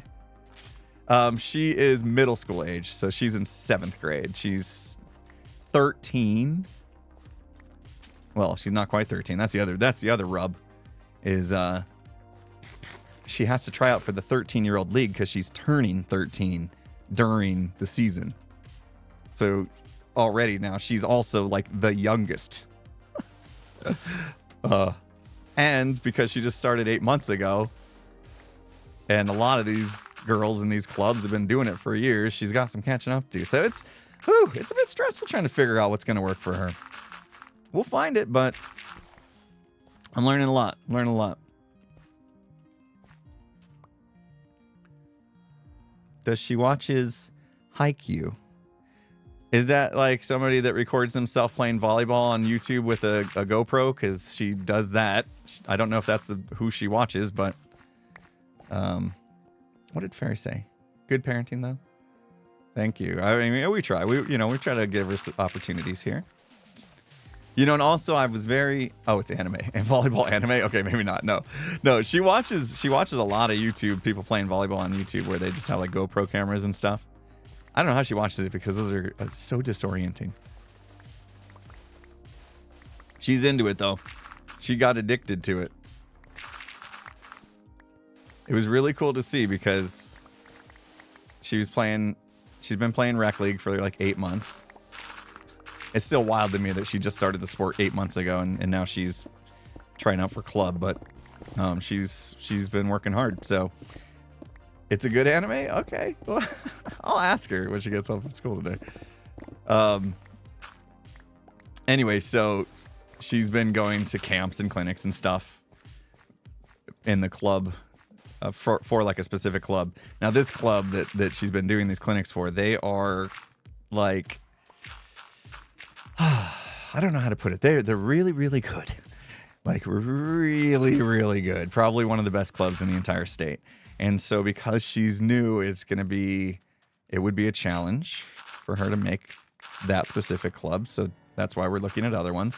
But this club has a bunch of clinics and stuff that she took, and she was able to get a lot better very quickly and to give herself a chance to make a club team at all. So we went back to Rec League. The Rec League that she's been in for multiple seasons. They've kept the same team together because these girls they really like playing together and they have a lot of fun. And she went back to Rec League. Last week was the first week of the new season. And, well, let's say she got a little bit better since in between the seasons by going to all these club clinics. And the coach was kind of like, what happened? What's going on here? Because she was absolutely destroying the ball to the point where I was like, she's going to hurt somebody. Because these kids are Rec League. They're not ready for that ball coming at them so hard, you know? So we're in a weird spot right now. Like she's obviously too good. She's too good for Rec League and not quite ready for club. At least not that specific club. So we're looking for a club she'll fit in with. So yeah, it's been interesting. I get addicted to these kind of things. Like this morning I woke up and I was researching like all these different clubs that she could potentially try out for, and I got a calendar out and like, okay, when are tryout dates? Like, is it possible she could try out for more than one club? And I find out they're all scheduled at the exact same time, and now I got to go to open houses with her to see if it's a fit, and they have evaluation periods to where they could potentially tell her ahead of time before tryouts if she had a chance to make the team, so that she didn't like waste her tryout opportunity on them. It's crazy. It's crazy. That's been my life lately. So when I get done at the end of these days, that's what I go do now. Like almost every night. Every night I'm in a volleyball gym now. It's somewhere It's very exciting. It's very exciting. However, I also made sure to have a good talk with her last night, because all of this could be a bit stressful, and she's definitely, I think, feeling a little bit of stress of having to make a decision here. I told her, hey, the most important thing is that she is having fun, right? And still loving the sport. Like, no pressure from us as parents for her to try out for the most elite team that she can, you know, because I just want her to continue to enjoy the sport. In fact, when she first started playing volleyball 8 months ago, she told us she was not interested in being competitive in the sport at all. And we're like, that's totally cool. You don't have to try out for your school team. You don't have to try out for club. You can play Rec League and just have fun with it, and, you know, with your friends and stuff. And it was fine. It was absolutely fine. But then she got the bug. And now she is like totally addicted. Like that's all she wants to do is play volleyball. So we're going to support her best we can. At the same time, not put any extra pressure on her, because I'm sure, I know her. She's very much like me. She shares a lot of the same like drive and attitude as I do towards things. And I know that she's putting enough pressure on herself that the best thing we can do is actually to help her take some of that pressure off from herself if we can. So that, you know, she doesn't get burnt out and you know, if things don't go her way, she doesn't get too upset about it and things like that. But also, it's a fine line. It's a super fine line, because we also want her to keep up that tenacity that's got her so good so fast. She gets competitive like her dad. Yeah, she is very much me. My daughter is very much me. Where did I place my beacon? It's right there. We're still in very good range here. So, been fun. I personally, I really enjoy watching my kids play sports. Doesn't really matter what they play. My son played flag football. I ended up coaching him back when he was doing flag football, which was fun. It was fun being a coach. I didn't know a lot about flag football, but I learned. My oldest daughter was competitive gymnast. She went to regionals and all sorts of stuff and did very well until she hurt her knee, which was a bummer. That was a tough pill to swallow. Injuries happen though with sports. Most of you probably know. And now my youngest is doing volleyball. It's cool. I've got to experience all these different sports and stuff and watching my kids go through it. And it's been great. It's been great for all of them. Just seeing them get that kind of exposure to competitive, sports and working hard and learning these kind of skills that are valuable, Do your kids watch my videos? No, they don't. No, they don't watch my videos. I think, they might find it kind of weird that their dad does this. It's funny because one of my daughters had a friend that watched my videos before they became friends with my daughter. And then after they became friends with my daughter, they thought it was weird that they were watching videos of their friend's dad. So they stopped watching me. It's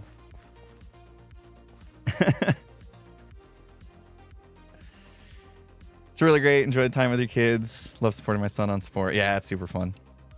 It's super fun. Oh yeah, when I say football, I mean American football because I'm American. And yes, I know. Football, that American sport where they rarely actually touch the ball with their feet. Right, I know. I was thinking about it. I was actually thinking about that because I saw a comment about that the other day. And it makes sense why people would be upset that we call it soccer instead of football and we call American football. If you look at a football, is it a foot long? Because the football is elongated. Is that where they got the foot part from? Since there's not a lot of... there is kicking in football, but rare. Yeah, that's what I was thinking, because the ball itself is a foot long. I think that's where they got the foot part from.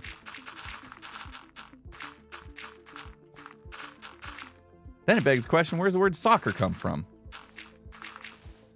Where do we get the word soccer from? What's soccer mean? Soccer originated in Europe, and they called it soccer at first. The football name came later. Oh, okay. So Europeans came up with the soccer. Mystic Pig, thanks for the 100 bits. Hope it's okay to share my proud mama moment with you. Absolutely, yeah. My 15-year-old son just got his IQ tested through his school. He's now being referred to a special program after hitting the threshold to be classified as a genius. Holy smokes. That's amazing. You must be so proud. For context, he's tested at 158. Stephen Hawking and Einstein are at 160 IQ. I was only 15 when I had him. It's been difficult, but I can't help the validation I feel that I did this. We did this. I'm so proud of him. Holy smokes. What an amazing story.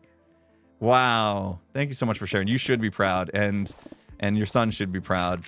That is such an accomplishment. That's awesome. We love the feel-good stories around here. Just goes to show you never know. You never know what life is gonna bring to you. This whole my daughter going from volleyball's fun, but I don't really want to be competitive to now we're searching for a club team for her to make. That came out of nowhere, and it's been a fun journey. So you gotta love it when life brings you unexpected joys like that. Yeah, congrats to you both. Absolutely amazing. A lot of things that Europeans mock America for actually came from Europe. Oh, that's pretty funny. Soccer came from Europe. The Fahrenheit measuring system of temperature that we use over here came from Europe as well, apparently, you're saying? I'd never heard that one before. That's funny.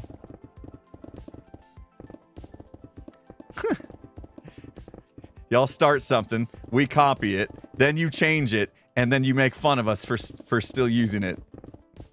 I guess that's fine. Just means we're behind the times. You guys have evolved, and we didn't evolve. We just stayed with what we knew because it was easy. That's funny. I had no idea. There is a point here to where I'm worried we're gonna hit B-Dubs' redstone. Oh wow, we barely miss it. Nice. We barely missed it. Oh, that worked out for us. What do I always say, guys? What do I always say? It's better to be lucky than good. Once again, has prevailed. Not that you can, trust just that you're always going to be lucky, but it is fun when it happens.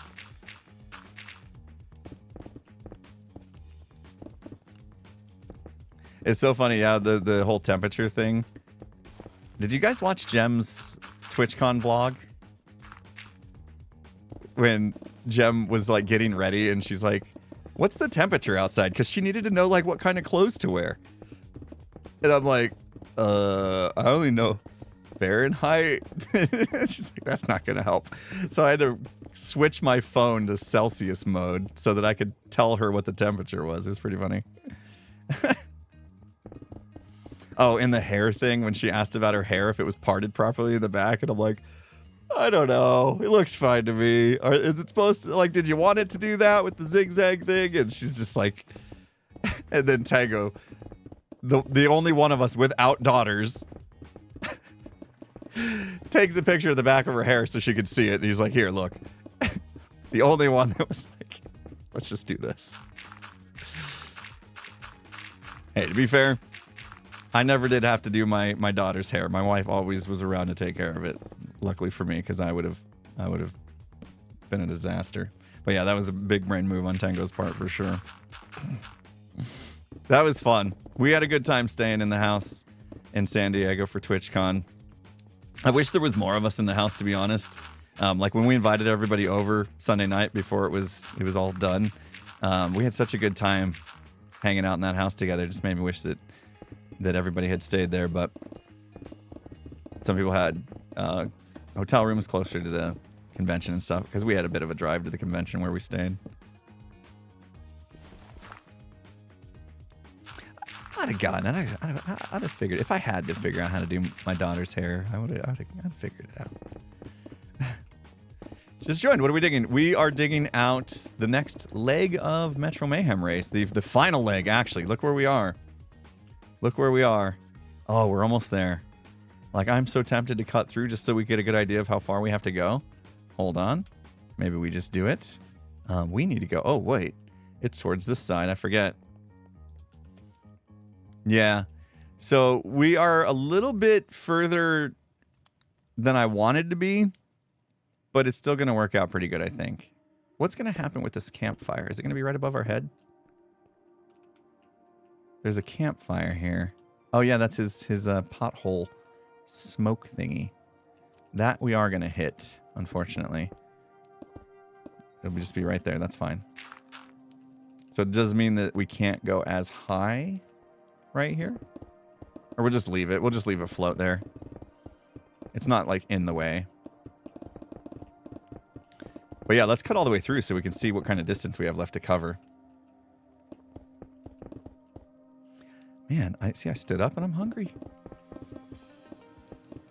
I have not been eating enough food lately. This week has been really bad. I've not been eating enough food. And you would think, oh, that's a good thing, maybe because I've been talking about trying to get into shape, maybe lose a few lbs, still trying to work off the COVID weight. And so you would think, oh, that's a good thing. Don't eat as much, you'll lose weight. No, actually, I'm learning that that's not how it works, guys. At least not for me, anyway. I don't want to get into, any kind of diatribe about what you guys should do with your diet because everybody's built differently. But for me, I found that eating a balanced diet doing macros, okay? A diet tribe, get it? Aha, aha. That's so funny.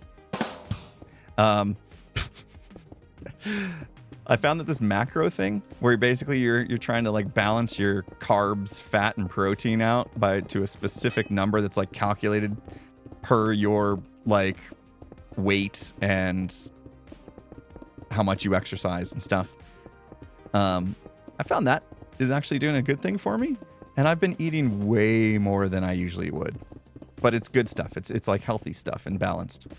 I mean, like there was a week where I was full all the time. Like I was actually like almost miserable because I was eating all the time and so full.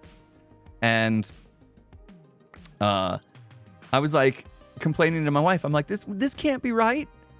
This cannot be right. I am so full. I'm like so full all the time. And at the end of that week, I weighed myself. We're good on the pick, guys. Look, 160. It's going to ding again.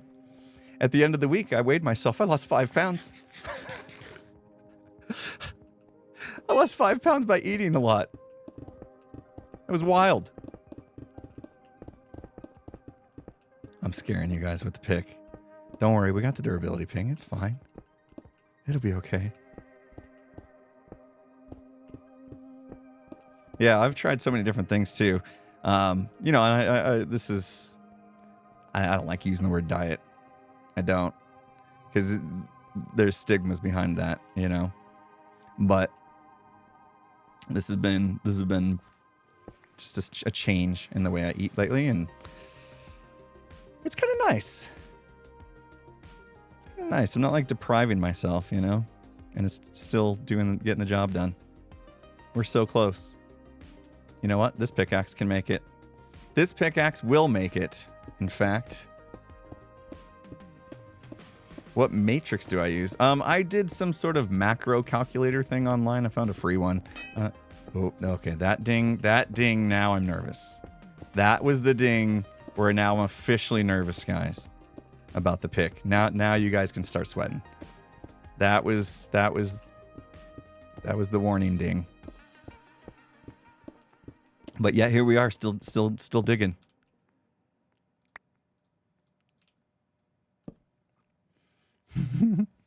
Please repair it. It's netherite. If you break it, it will be gone forever, and you wasted netherite. Please, we gotta be there, right? We're there. I just want to see if this pick will make it. Okay, this pick will make it. I know it. I have faith in it. It's gonna make it. We're there. See? It can make it. It's fine. It'll be all right. It's gonna be all right. It's gonna be. Look, there. Oh, there was another ping. Aha! We have made it. All right, this is where we got to dig to. Perfect. Now we stop digging with it. Yeah, no more digging with it, guys. That was too risky. Way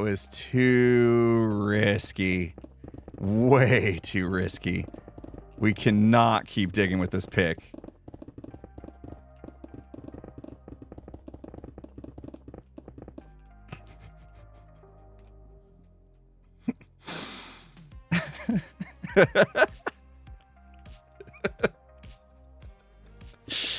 You guys are the best. Sorry. I didn't mean to stress you out. Look, I had another pick in my inventory. We're good. We'll use that instead. Fair?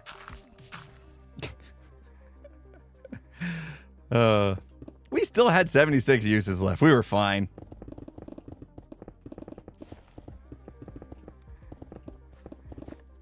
This is a lot of digging left. I was testing my luck. You're right. Human Being, thank you so much for the $3.14. Can you dig it? Hello, Impulse. VOD watcher most of the time, but I catch the occasional stream. You do great things. Happy New Year. Happy New Year. Are we already talking about New Year?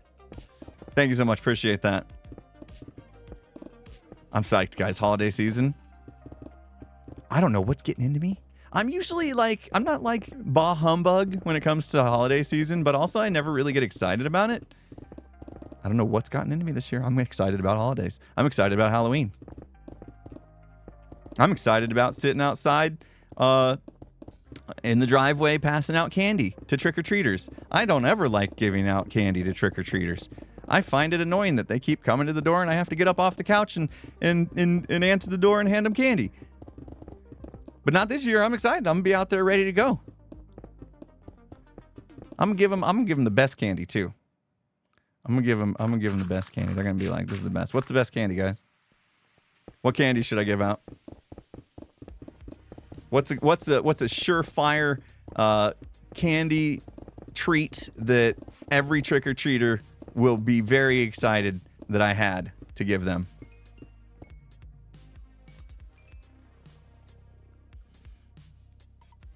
Reese's. I see a lot of people say Reese's. Kit Kats also.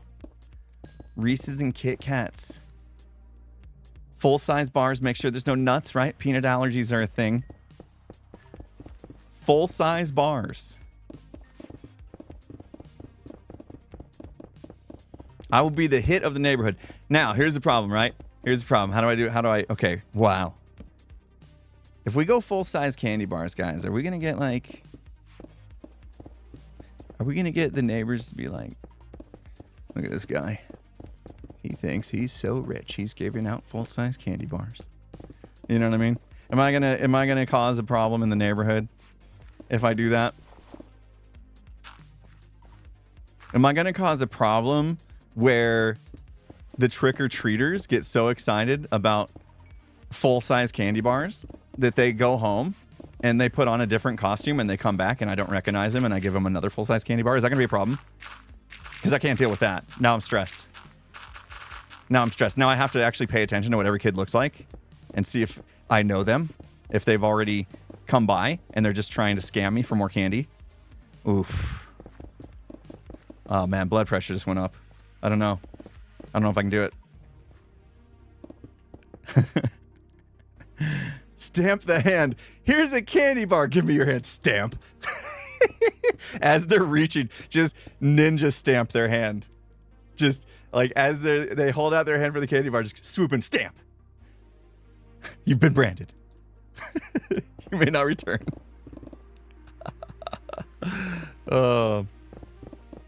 Sorry, no Prim Cam up today. In fact, I'm curious because she would have had to have her medicine a little bit ago. I'm curious if sometimes she'll leave. My wife will come out and then she'll just like leave when it's medicine time. I should go look and see if she's in here. Am I overthinking it? Guys are like, so what? Somebody comes back for a second candy bar. Who cares? If they're going to go to that much trouble for a candy bar, just give it to them. Right? Right?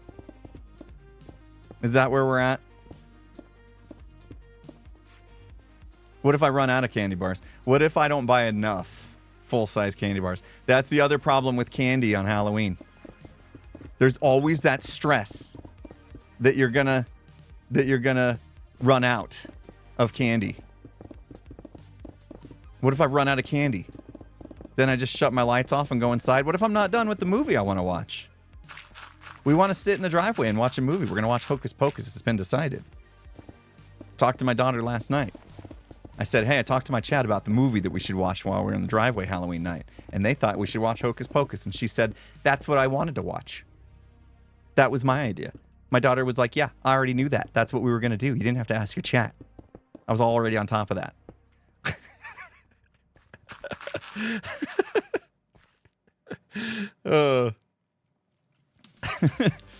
Probably one. Maybe if we're out there long enough, we'll watch both. I don't know. We'll see. But yeah, she gave me that look like, why are you having your chat make these decisions when I'm here? And I'm obviously a great decision maker. I'm like, well, I'm glad you guys agree. You know, I'm glad you guys agree on the movie. So it's sold 100%. It's done deal now. That's actually what we're going to do.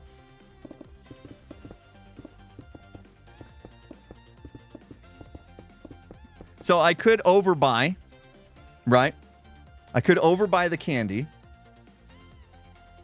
And that way there's no way we run out. But then I'm stuck with extra candy, and I can't have that. I just told you guys I'm trying to be healthy. I'm trying to get back in shape here. I can't have full-size candy bars sitting around. Not that I have a sweet tooth, but you know, I can't have them. I can't have them just sitting around. And then what? Then my kids are going to eat them. Well, that's not good for them either. You need to be healthy. My daughter's trying out for club volleyball. She can't be eating nothing but candy.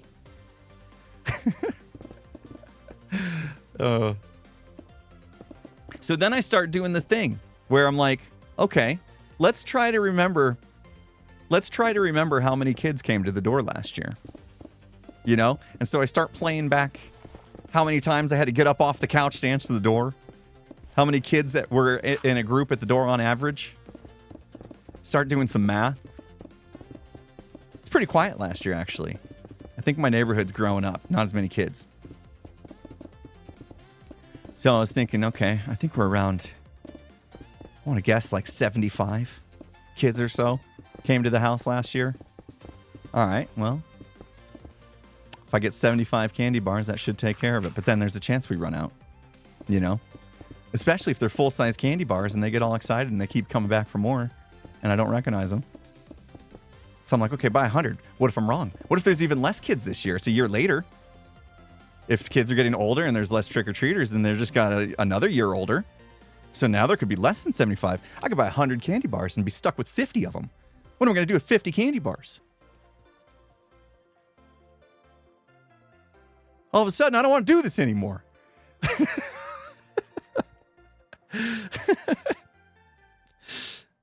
It's got me stressed out.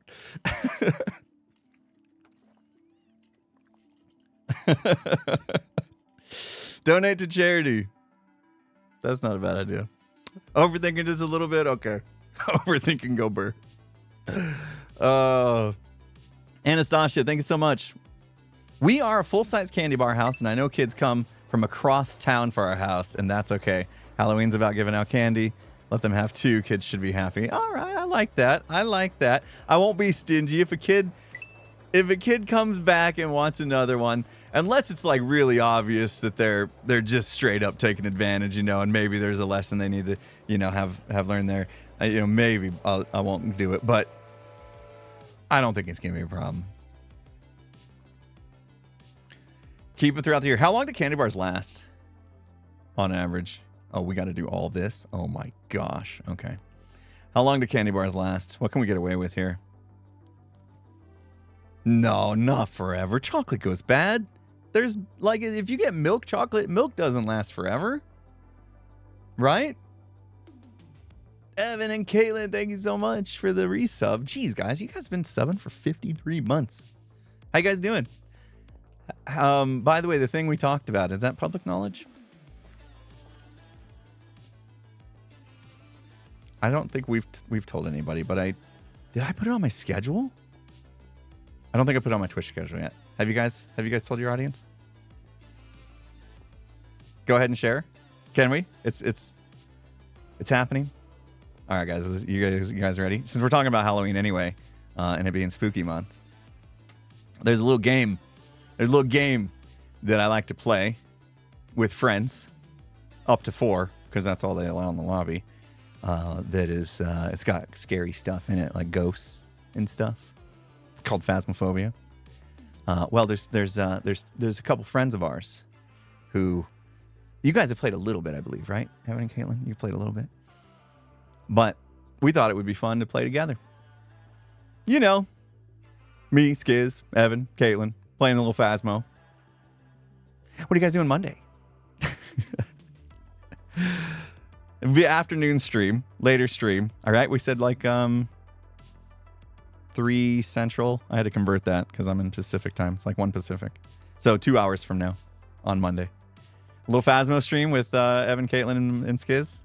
You guys down for that? That'll be fun. All right. It's on the schedule. Hopefully, you know, it happens. Things happen, but hopefully we'll make it happen, and it's going to be fun. It's going to be so much fun. I am curious to see how much you guys do know about Phasmo. We will teach you the ability stuff for sure. The ability stuff is when the game like takes a whole new level. It's gonna be 9 p.m. for you. Oh, nice. Little spooky night stream then. 9 p.m. Yeah, Evan and Caitlin technically have been on the podcast twice. Once it was with just them, so we could, talk in detail to just them. And then when they joined us in the TwitchCon house the night that we did the podcast there. We should do another one. Water breathing, that's what I want.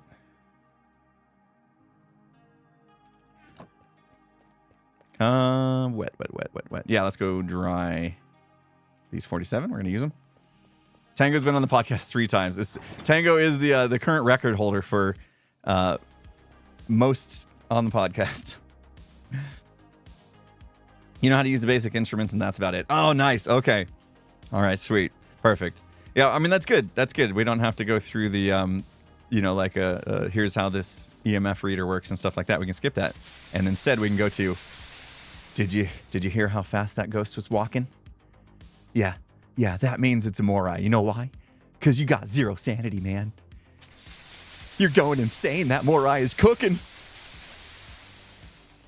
That's when it gets super fun.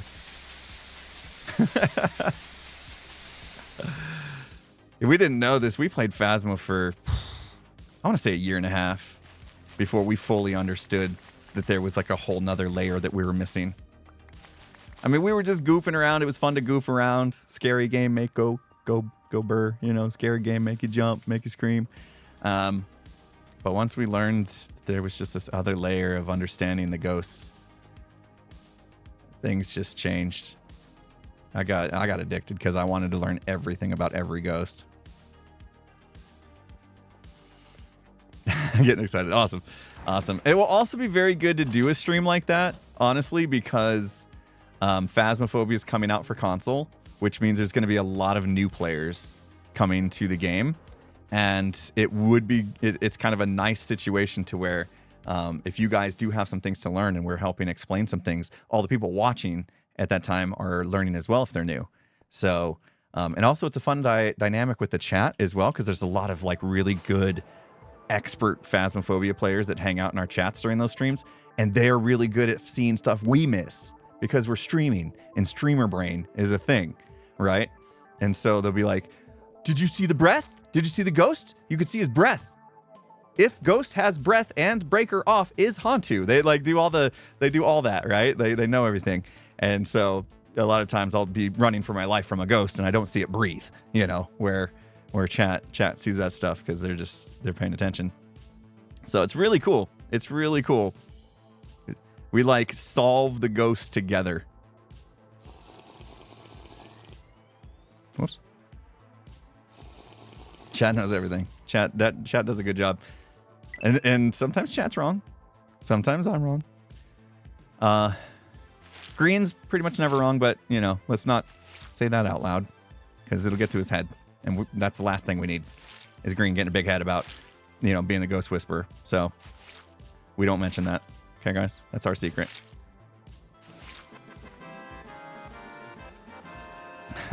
Yeah, you guys act as my personal supercomputer, knowing all the things. Thank you so much for the hype train, guys. Appreciate that. You guys are killing it today. Compound 1080. Decoration idea. Get a van, fill it with candy. Hold on. I feel like this is going a different direction. Get a van, fill it with candy, and you can just supervise from afar. Yeah. No. We're not luring kids into a van, okay? Terrible idea. Terrible idea. Oh.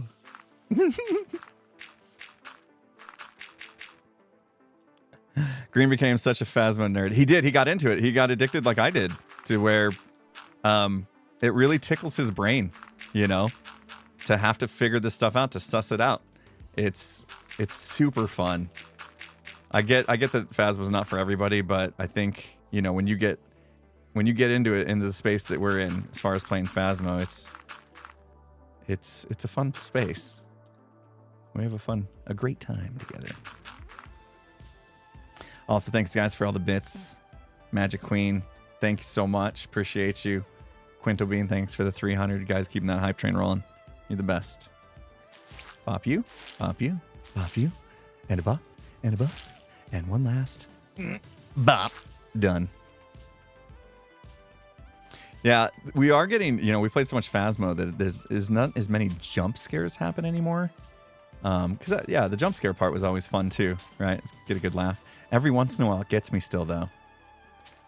I think, was it the last Phasmo one? I had a ghost do an event where it was like full-blown rendering of the ghost. Like right in my face. And usually events, you can tell that the ghost's model is different and stuff, and you kind of know it's an event, but that one was like in my face, clear as day. It was a hunt or something crazy. And I haven't really come that close to cussing on stream like ever. Yeah, that was almost we almost dropped a little bomb on stream. It got me. And yes, I pre-smudged, okay? Happens to 1 in 10 men.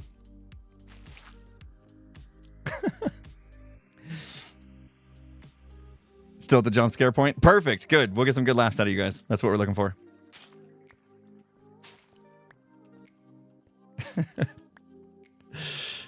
Yeah, that's exactly what happened to this place, Chase. It was a crazy one. If it happens to 1 in 10 people, how come the 1 in 10 is always impulse? Nuh-uh. Nuh-uh. All right, yeah.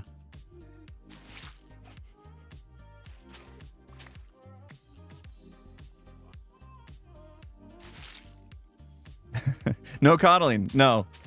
Evan and Caitlin can handle it. No coddling, guys.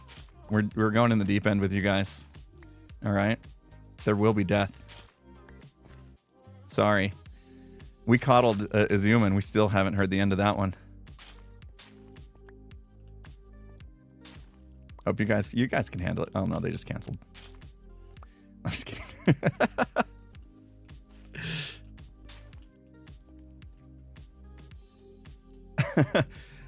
He never shuts up when wait, hold on. He never shuts up and then gets scared when he dies. Who are we talking about? You talking about Skiz?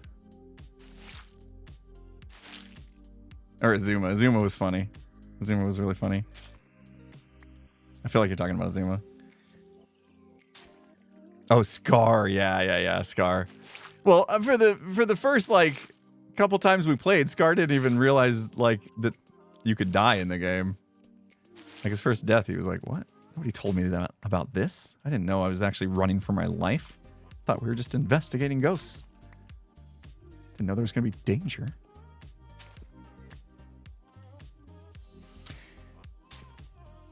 I tried a scary game the other day. I got sent a key to check it out. It was still in demo mode, so not quite ready for full consumption just yet. But I wanted to get a little sneak peek at it, see if it was going to be any good. Unfortunately, it was a single-player game. But I wanted to check it out anyway, just because curiosity's sake. Started playing it. About 5 minutes into the game, I had to shut it off. I was so scared. I was by myself. It was like 6 in the morning. I was by myself. And I was like, can't do it. I can't do it. I shut the game off. It had me. I literally had goosebumps and stuff. So... when I get to know the game a little bit better, I might play it on stream. I will play it on stream. I will play. It is a demo version, so we have to remember that. But I will play it on stream before Halloween. I got to just put it on a calendar. It's gonna be a solo stream though, which, every time it's like, oh, if I'm gonna stream, I might as well stream Phasmo with my friends. Gosh, what is the name of the game? I can't remember. Stay tuned. We'll get to it in the next couple weeks for sure. All right, I am going to sit back down. It's been an hour. Going down. I don't have a button for... That's okay. We don't need a button. I'm just sitting.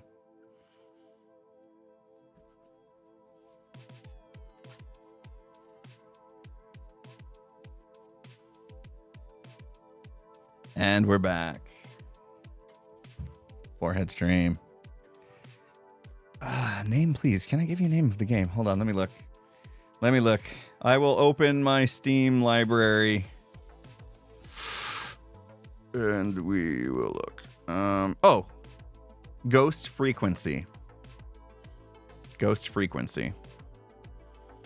Yeah, and it's just in demo mode right now. So, you know, the developer was basically just shooting out keys left and right for people to check it out. And so I popped into it just to see. It's obviously not done. You know, it's demo mode. It's obviously not done. You can tell straight away that the game needs a lot of work still.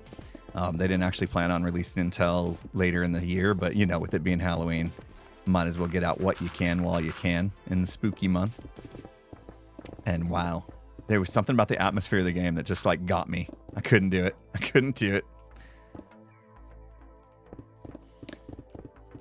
But yeah, I mean, it is a bummer that it's solo. Maybe eventually they'll add multiplayer mode.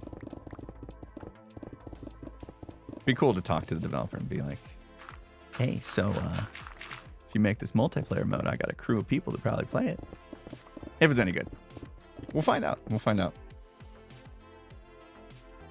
You guys just Googled it? Checked it out on Steam?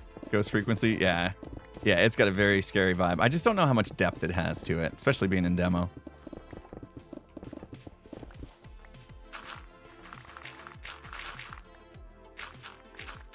Should we play that one together?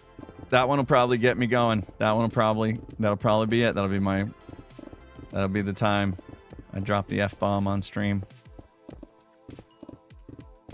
You have to mark those mature anyway, right? Those horror game streams intended for a mature audience. So if they're already marked mature, then me dropping an F-bomb shouldn't be too bad. No, I want to keep my content PG so parents don't have to worry about what their kids are watching when they turn me on. Tune me in. Tune me on? That's not a saying. Get a heart rate monitor. I can't do that. I did that before and like literally everybody thought I should go to the ER. The second the heart rate monitor turned on. Yeah, phrasing, sorry. Yeah. My heart rate is typically a bit high to just in its natural state. So when you add streaming, which you guys know, streaming is going to add a little bit of stress, anxiety, I guess. Heart rate goes up just from that alone. And then you add horror game on top of that. Yeah, they were like, you should probably go to the ER. You're literally actively having a heart attack right now. So ever since that, I have not done heart rate monitors.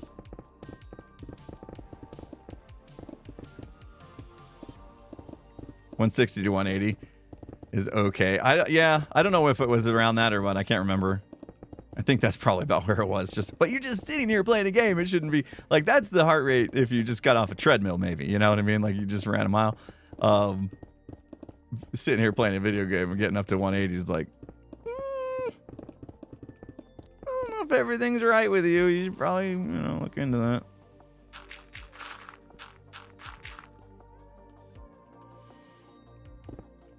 It's just the adrenaline of it. Maybe, but I mean, I swear we weren't even in the game yet, and it was like something's not right.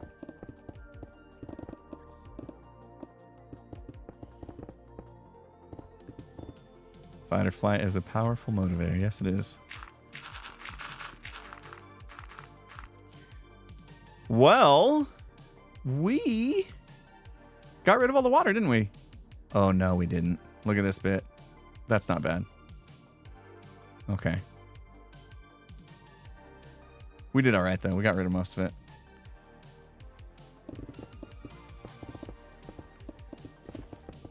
And there's a chance I should probably be on some sort of medication for it. But I'm trying to just change my lifestyle and hope that it'll just work itself out.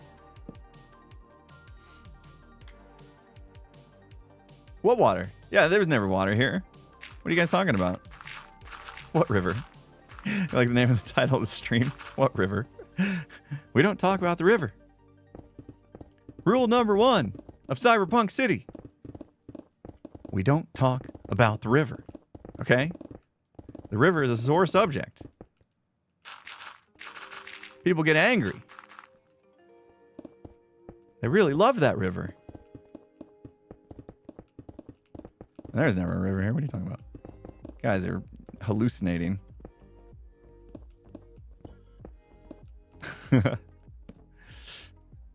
Exactly. There is no river. What was it in Matrix? What's the line? There is no spoon. Gosh, it's been too long since I watched The Matrix. I can't even remember, like, that quote properly.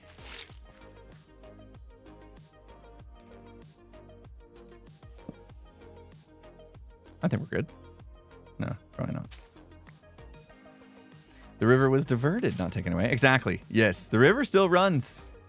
The river is still running, but it's just not through the city. It's around the city now. It's fine.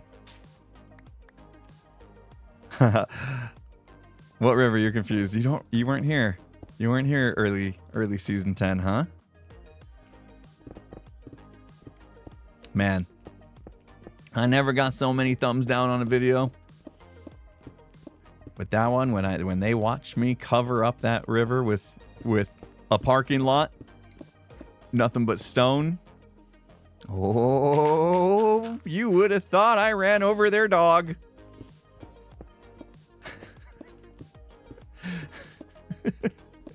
Yeah, we're out of beacon range now. We're gonna have to do something about it. It was something else. It really was. I was like, whoa.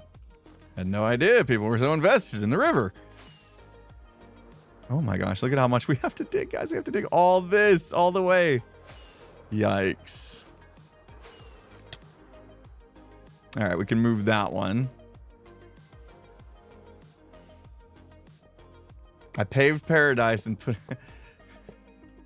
Oh, that's a song. Paved paradise and put it in a parking lot. Wait, oh, what is that melody? Wait, hold on. It's not Hootie and the Blowfish, is it? Who is that?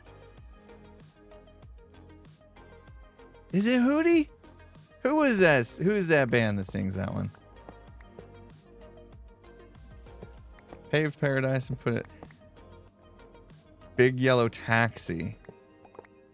No. Counting Crows. Is it Counting Crows? Ah, okay. Yeah. Okay. It was Counting Crows, wasn't it? Who's Jeannie Mitchell? Johnny Mitchell? Wait a minute. Oh, they stole the line from original in the 70s? Big Yellow Taxi. Joni Mitchell. Wait, did Counting Crows steal that line? Is that why people said Counting Crows? They did a cover of it. I didn't know that was a cover. What is wrong with me? I didn't know that was a cover. Now I feel stupid. Don't know my pop culture. Speaking of pop culture, guys, I went to a really, really cool pop culture museum in Seattle. Thanks to Scar. So, in a group DM with the Gigs crew, when I went to Seattle, because I was going on a cruise with the family, and the port was out of Seattle for this cruise to Alaska. We spent a few days in Seattle just sightseeing and stuff, and I sent a picture on our Discord group of the Space Needle, because we were staying right by the Space Needle, and Scar's like, "Oh, you're right there? You should go to the Mopop Museum." Yes, you guys know what I'm talking about. He's like, "You should go to the Mopop Museum." And I was like, "What?" And I look it up, and I was literally like 100 feet away from it as I'm talking to him. And so we went. Just went. Just said, "Okay, yeah, cool." Scar says it's cool. We're going to do it. And it was awesome. It was so awesome. My favorite part about it was we just happened to be there the weekend that Pearl Jam was in town, doing a little tour. concert tour there. And so there was like a whole section of the Modpack Museum dedicated to Pearl Jam. So got to go like into the theater and watch a little Pearl Jam documentary thing. And I like Pearl Jam. I like Pearl Jam a lot. So it was really cool. But the rest of the museum was awesome too. It was really awesome. All of it was awesome. And then we paid extra for the Coraline exhibit. It wasn't specifically Coraline, it's the studio that does that. It's not clay animation. What is it called? Stop motion, with the like puppet thingies, right? They're like plasticky puppets. And we went up and saw that, and that was really cool. Seeing how Coraline was made. It's not clay. They like have, they have like actual like dolls. I want to say dolls, but I know that's not the right term for it. But yeah, it's like stop motion. So they recorded Coraline differently than like every other stop motion. It was a completely different style, or they did more frames per second or something. Yeah, Leica. That's it. I don't know if that's how you pronounce it, but it's like, their studio. So anyway, we went in, we saw how they did Coraline, and they have a couple other movies that they've done too. 1, 2, 3, 4, 5, 6, 7, 8, 9. Sorry, I just gotta get the dimensions real quick. And that was really cool because my youngest like loves Coraline. Yeah, they're like models. Yeah. It's so cool. The way they do it, they like snap on their faces. They have like 2 little parts to their face and they snap them on with like magnets. And so they can swap them out like super fast. And they have to like, I don't know if they had 3D printers back then or not, but they had to like print all these different facial expressions and like the way they made hair move and stuff like that. It's really, really interesting. Really, really interesting how much work goes into something like the movie Coraline. And so it was really cool seeing all that. And my daughter's like super, super in love with the movie Coraline. And we went to a theater for this just a couple months ago. They had Coraline in 3D in a movie theater. We went and saw that. That was cool. Anyway, Modpack Museum. If you're in the Seattle area, worth the price of admission. There you go. Hashtag free plug. I'm not being paid to plug that place or anything. It's just really cool. Daughter just watched Coraline last week. Wasn't The Nightmare Before Christmas stop motion? Yes, but they don't do it the same like type of models as Coraline. 3D Coraline was 10 out of 10. Yeah, it was really good. Is it your birthday, Galaxy? Happy birthday. We don't do the Yu-Gi-Ohs anymore, but happy birthday. Hashtag not sponsored. There you go. Then we'll say that. I just find it a little odd, like, oh, if I say something's cool, and I'm like, yeah, guys, you should go check this out and spend money on it. It's like, oh, is he doing the influencer thing? No, I'm not. Just passing on good advice. Okay.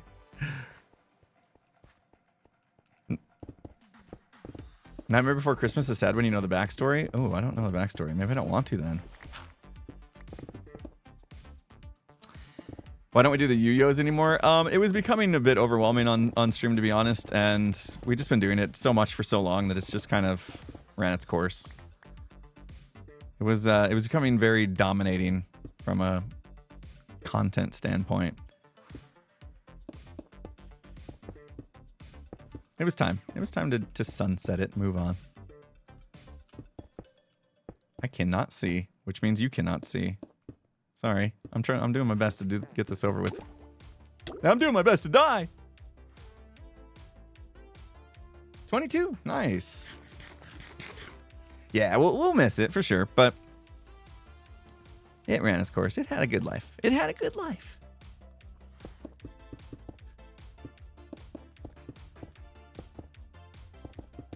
I could have sponged that. I know. But what? It's fine, guys. It's totally fine. You know, because. Lucky we didn't panic.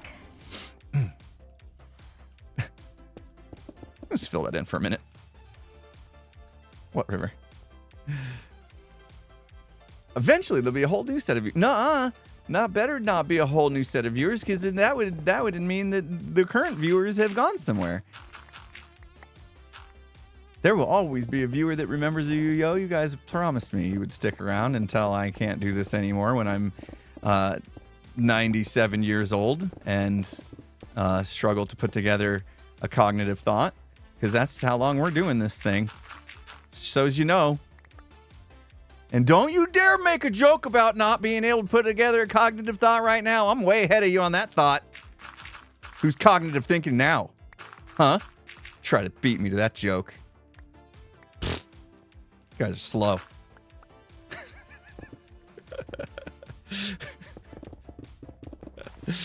uh. 15 years yet. Don't you dare. Don't you dare. You're gonna make me mad. Now I'm steaming.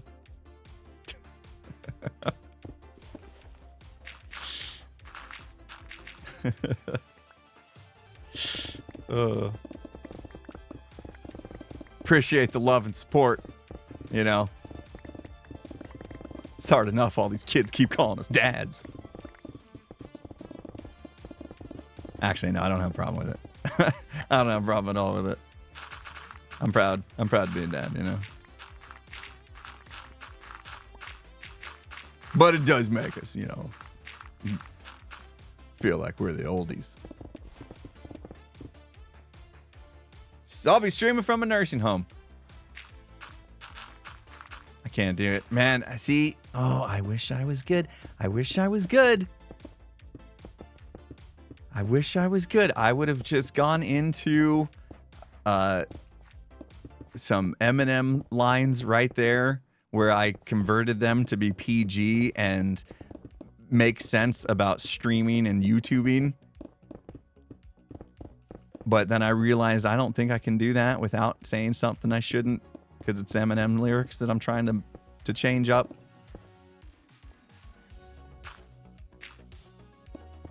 Didn't he say when he's 40 in a nursing home? Don't think about those lyrics, guys. We're a PG stream.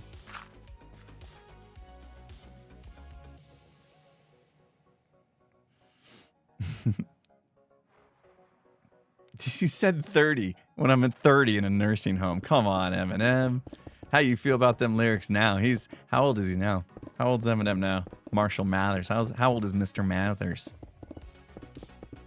He's more than 30, that's for sure. Somebody look it up. How old is he? He's like 52, is he? He's older than me.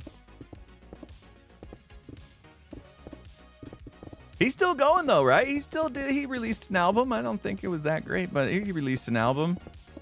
I listened to it once on the treadmill. What is this? What is this? Oh, it's the stairs. We're there. Yeah, that's the stairs. Okay. Ooh. We got a little bit of a problem with this plot.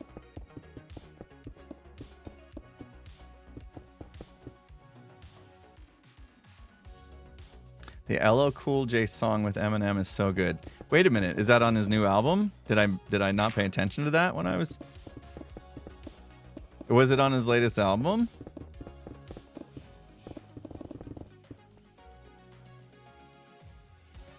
Mezzo! Thank you so much, Mezzo, for the $15. Can you dig it? It says to help cover any traffic school fees. Thank you. Yes, traffic school, very expensive. Very expensive. But I learned a lot. Made some friends. It was great. It was great. Thank you. What is this one? Oh, it's LL Cool J song. Okay, so he was on... What's this? What's this gonna do? Okay, that can be filled in. Did I make a mess in here? Okay, now we're fine. Sweet, we're at like the end of the line. We made it, guys. We made it. Oh, this is going to be so helpful. I'm going to do stuff and things today. We're going to finish this. It's going to be awesome. Yeah. Oh yeah, we are breaching. We're breaching into here. Breach. Right. I told you, Mezza, I was never gonna Metza. Like Metza. Like a singer. What is it? Metza. I told you I was gonna forget that. When's the last time you made me say your name? It's been a while, okay? I'm 97 years old. My memory is bad, okay? You can't let me say your name a certain way for like over a year and then correct me and expect me to remember it. Mezzo soprano, right? Yes, mezzo.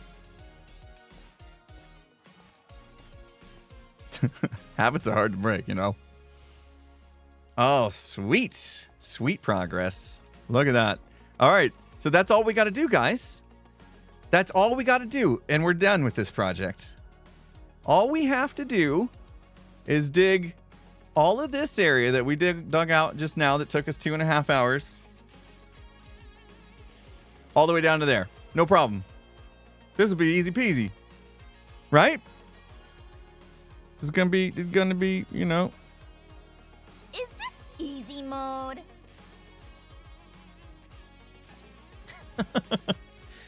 I don't want to do TNT. I don't. It's too messy and I don't want to clean up. I'm fine digging. Like I'm okay. I'm okay digging. Digging's fun. What are we gonna do when we dig this out today? I mean, this is my day. This is the rest of my day. That's fine. What should we watch something on YouTube? Should we listen to an audiobook? Should I just jam out? Should I listen to LL Cool J's song with Eminem on repeat for 3 hours? What should we do? What's good? Should I watch a movie?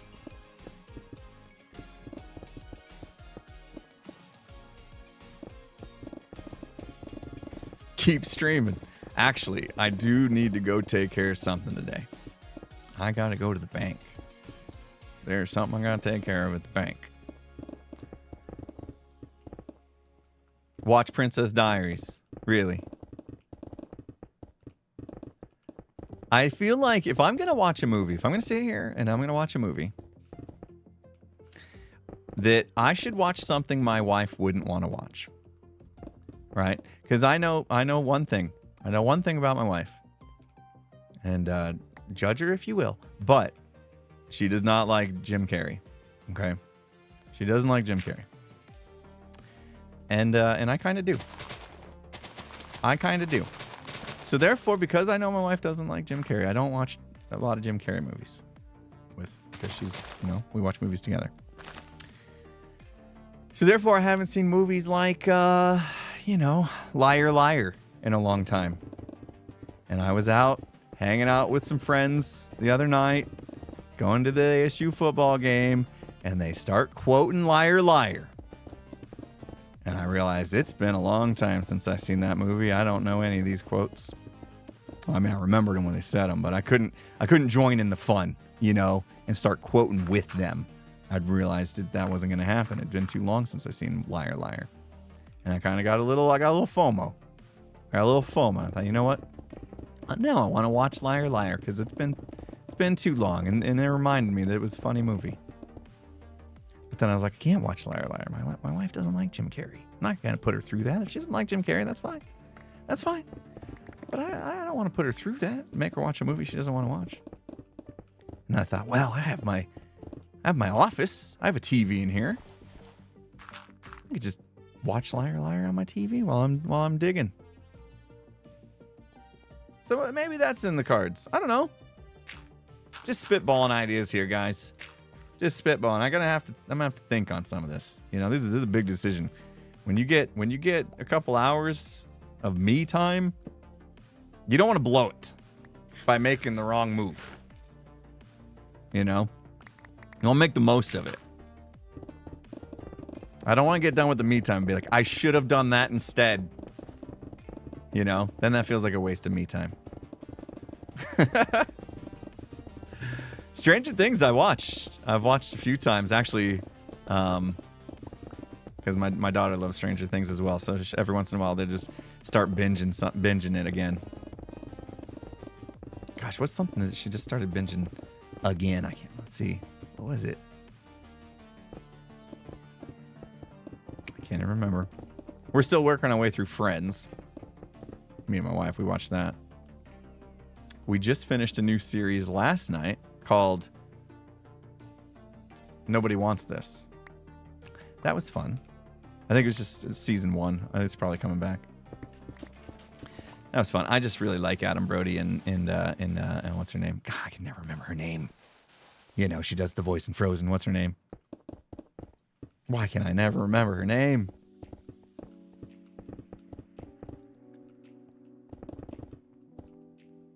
Kristen Bell, thank you. I can never remember. I don't know what it is about her name specifically that my brain refuses to remember her name. It just does. Doesn't ring a bell. Oh, you might have just fixed my problem.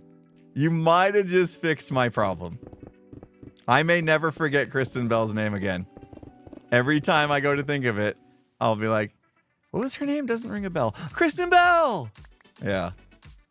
Very good. Word association's very powerful. Have everything seen House of Dragon? House of the Dragons? Or isn't that what it's called? You're talking about the prequel to Game of Thrones? I never did watch that. I don't know why.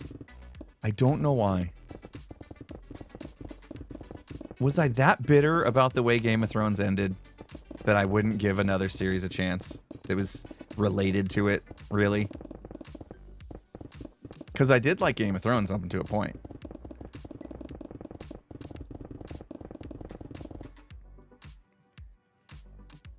You have a question? Go for it. I don't know if I'll catch it, but I'm not alone there. I'm not alone. You guys are bitter about it as well. Wow. See, I told you guys. What I tell you about holding a grudge. Never giving Skiz anything in game ever again. Destroy my sponge. Kidding me? I need more torches. This is driving me nuts. This is driving me absolutely nuts. Let's go repair our pick and get new torches. We got 30 minutes left. What's my favorite part of Hermitcraft? The people. I don't know if it's cliche or what, and that's a simple answer, but this group of people, and I don't want to use the word people because I could easily replace the word people with friends. This group here that plays on this server and we interact together, every single one of them are just amazing human beings. Amazing human beings. They're all like such good people, and we care for each other so much. We're just like a family and friends, and it's awesome. I'm so lucky to be part of this, to have found this. They have brought me into something very special, and I will be forever grateful. So I would say that. I would say it's the people. It's the people. Yeah, getting to hang out with you guys as well is awesome, of course. It's one of my favorite things to do. That's why I like streaming so much. Chance to get to know you guys and talk to you guys about life and things. But yeah, I think, you use the word Hermitcraft. I got to say it is the Hermits, you know. It's awesome. And hopefully that's what makes you guys like Hermitcraft. Yeah, except for Skiz. We hate Skiz. Hopefully that's why you guys like Hermitcraft, is because, you know that we're a good group of people. I can vouch for every single member, like just being awesome. And I don't think that happens a lot. Usually when you form groups, there's always something, you know, not that's out of place. And for us, I think we got lucky that we put together such a good group. Okay, so we go repair, dry our sponges. Should have done that just now before we came through that. Grab torches and then go back. That's what we're doing. Why do we hate Skiz? He burned my sponge. Victor Crowley. River, I hardly know her. Oh gosh. I named my mace Ice Smasher, and that joke was being said. I was like, uh-oh. I did something inappropriate.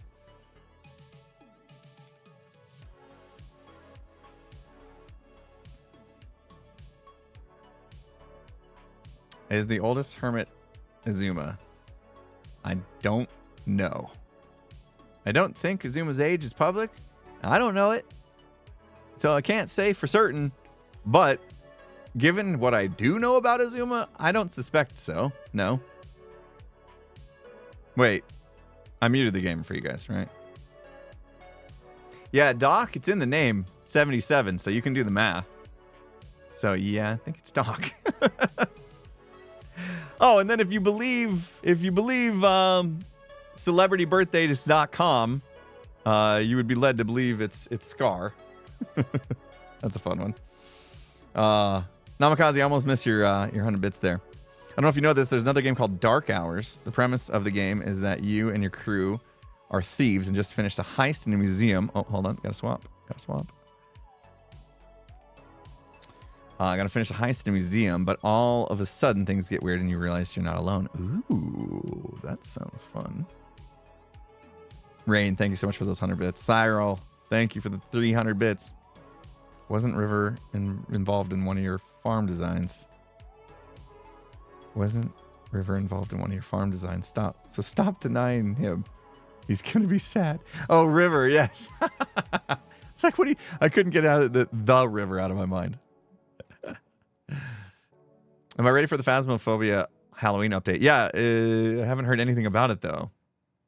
I mean, that's on me. I haven't looked, but when is Phasmophobia going to have a Halloween update come out? I would feel like it needs to be like right now. Got to be like right now. Are they releasing an update today? Today's Wednesday. It'd be nice if they released it before Friday, because that's when we're playing. Why is my shovel not getting repaired right now? What happened? That was weird. Don't they usually... Oh, I needed more. Don't they usually shake when they're repairing? It was doing nothing. It was like hidden, actually.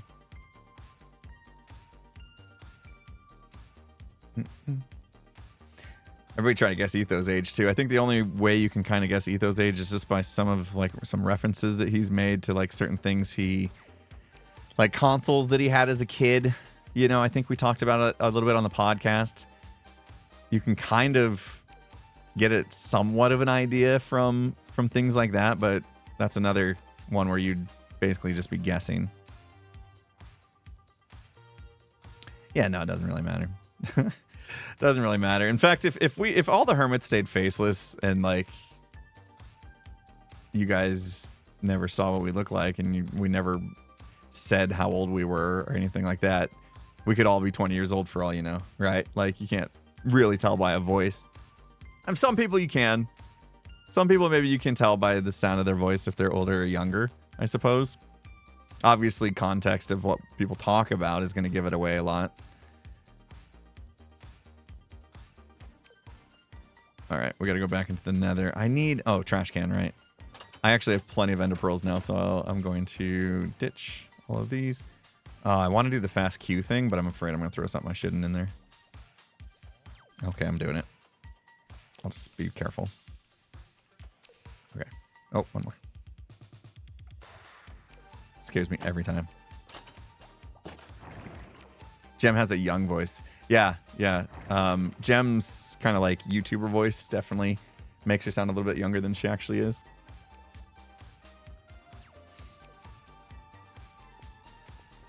Yes, I will get my torches. Thank you. We had one more task to do while we were here, and that is this. Spammy. Ah, it's the best. It's the best. Gotta love that.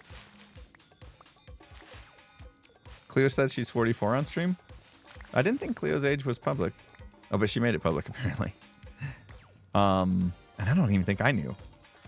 So that'd be news to me. I felt like Cleo and I were about the same age, so that makes sense. I didn't know.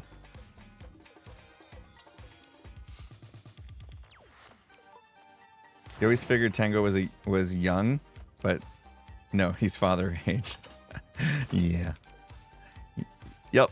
We are the AZ dads, as we're so lovingly known as. Good to talk about it. Oh, interesting. Okay. Good. We're not outing Cleo or something, spreading rumors. All right, I got what I needed. Back we go.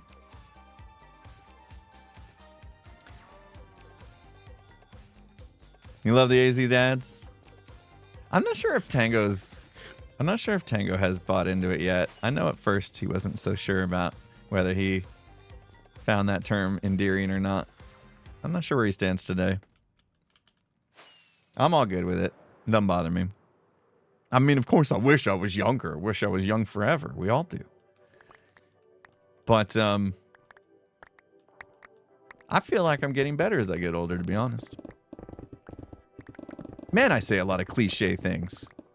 What are you guys doing here? Why are you watching me? All I am is a walking cliche. Said something the other day. Oh, okay. You guys want to get into something? I was very angry last night. I was very angry. Okay? Finally watched the finale of Big Brother. I know, yes, I watched Big Brother. Haha. It's my, what do you call it? When you have something you like that you're embarrassed of a little bit. Guilty pleasure. It's my guilty pleasure, okay? I like Big Brother. Been watching Big Brother forever, okay? Since my son was born. And he's like 20. So, yes. I watched Big Brother. And I finally watched the finale of this season of Big Brother last night. And I don't want to spoil it because I just watched it and I wouldn't want somebody to spoil it for me. But let me just say, somebody made a decision on the show and I was like, that was stupid. What are you thinking? What are you thinking, dumb? That was stupid. And I was mad. I was very mad because I liked this person. I was going for him, you know? I was rooting for him. And then I made a dumb decision. I said to my wife, you know what? I'm not gonna hold it against them. They're young. Their frontal cortex isn't even fully developed.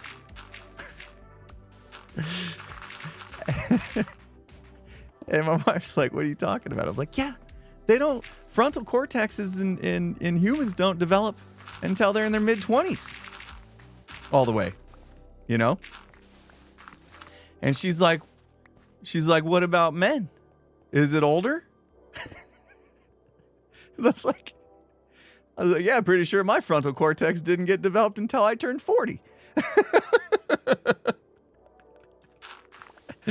Oh.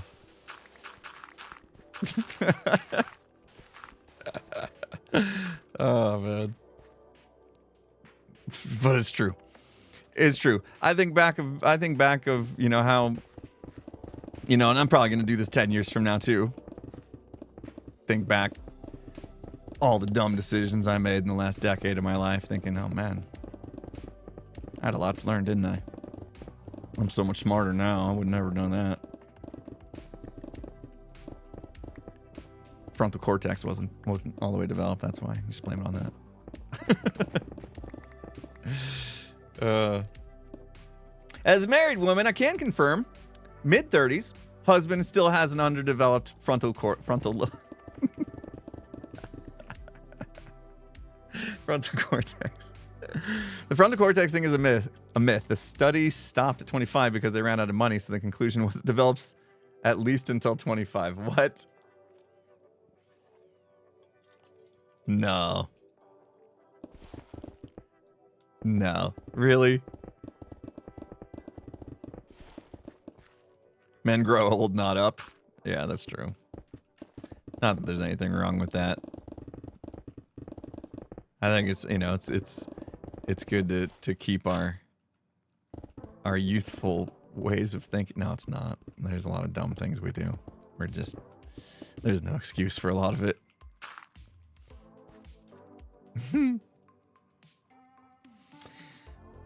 Women's are typically around 20 to 23 to get fully developed, and men's 24 to 25. Yeah, see, that makes sense. If it's true. I don't know about that study thing being true. I felt like that was like a joke coming, you know? Like a pun of some sort was about to be said. They were studying it, and then suddenly they realized their frontal cortex was fully developed and that the study was stupid. I don't know. Your brain continued to develop your whole life. I could see that, yeah. I could definitely see that. Although, at some point in time, I guess that's more associated to mental diseases, I suppose, like dementia and stuff. But sometimes brains will start to deteriorate in ways. There are ways to harm your brain as well, right? Plenty of ways to harm your brain. Gosh, I think I read a study about like what drinking alcohol does to your brain. I don't know if it was true or not. Anybody know what I'm talking about? I read some study that like if you drink too much alcohol, it can like destroy your brain cells or something. Maybe it was just one of those scare tactics, Like, this is your brain on drugs. Anybody else know anything about that? Alcohol is actually the worst drug for brains. Okay, so there's some truth to it. Maybe. I say maybe because, a lot of things that we think are true today, could be overturned 20 years from now with further technology and research. You never know. Hopefully not. Hopefully we're smart enough now that these are all true, but I swear there was a time back in like the 30s or something when people thought cigarettes were good for your health, and now look, we're smarter than that. Wet brain is a thing. Alcohol is a poison, that's true. It's classified as a poison. There are some doctors that say, like, in moderation, alcohol can be, like, beneficial for some things. I can't imagine all things. I don't think I would ever recommend that somebody drinks alcohol.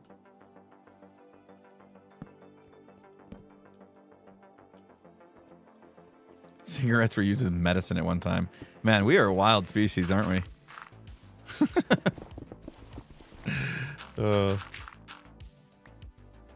Red wine can be good for lowering blood pressure. Unless you drink the whole bottle, I suppose.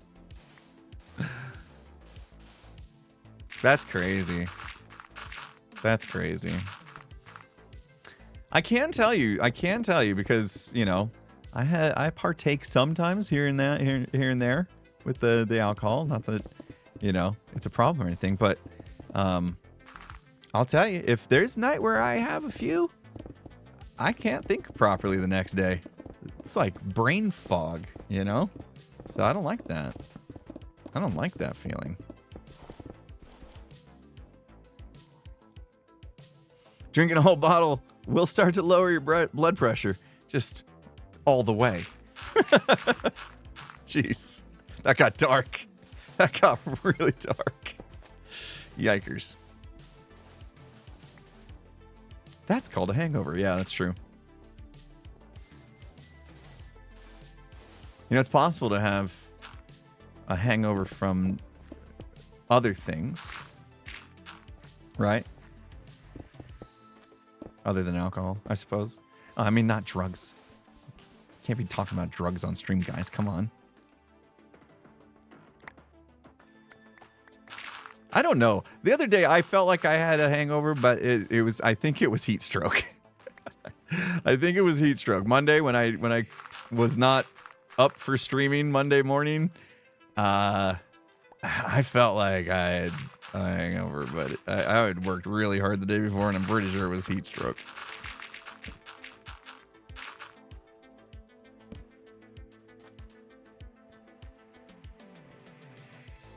I fell over. Yeah, dehydration. I felt that this week too. Dehydration big time. Spent a lot of time outside working really hard, sweating, putting some sweat equity into some projects around the house that I'd put off for way too long. It was easy to put them off before because it was too hot outside, I could use that excuse. But now the weather's cooling down, and I can't use that excuse anymore, so I have to actually do it. Do all these things that I put off all summer long, blame it on the heat for being lazy. But it wasn't quite cool enough this last weekend for me to start doing that, and I took the wrath of it. My goodness.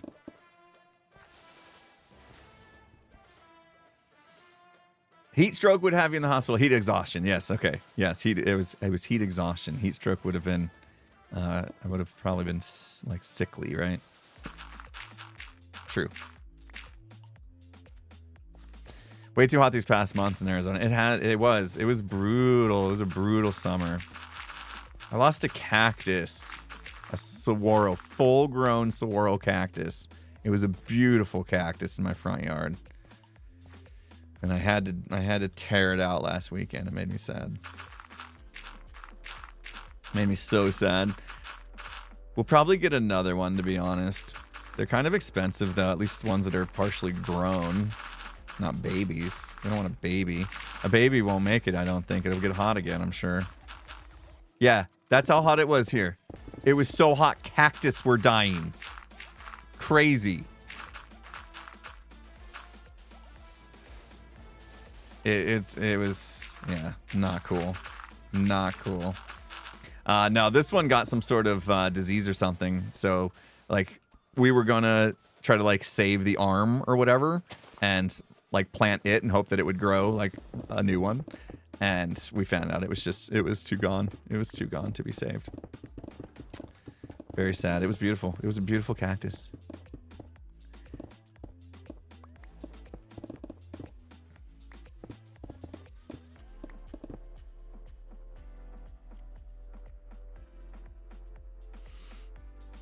Cactus can take like 50 to 100 years to grow.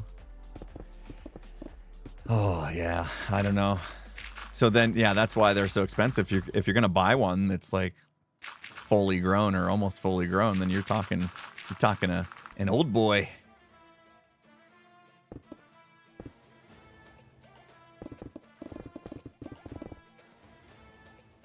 It's Arizona desert. Yeah. I mean, I wonder if, I mean, not all of Arizona, because there is Pine Top, where there's like a lot of trees, Flagstaff, there's a lot of trees. I don't know if those are still classified as being in the desert, but definitely the southern part of Arizona, like Tucson and Phoenix areas, very deserty. So anybody from like the northern part of Arizona that can tell me if they get classified as being in a desert. I mean, there's still like the Grand Canyon and stuff up there, so I guess even though you get trees and stuff, it could still be desert.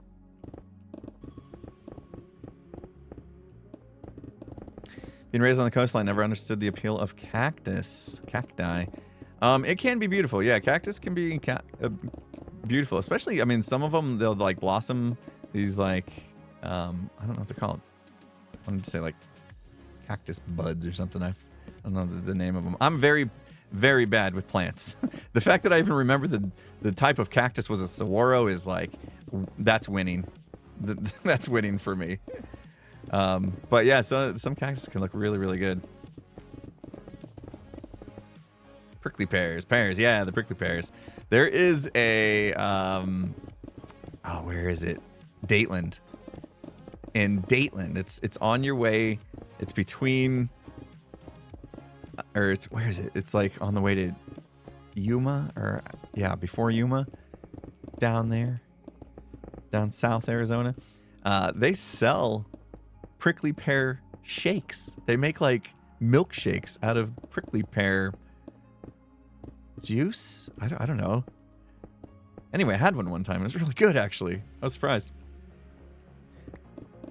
They make date shakes. Yeah, that's what they're known for. But they had a prickly pear shake as well. Maybe it was a one-time thing. I don't know. But I went there for the date shake because the date shake was what they're popular for, and they had a prickly pear shake, and I was like, I didn't know you could eat that. Let's go for it. Because, you know, I like trying new things. I like being adventurous.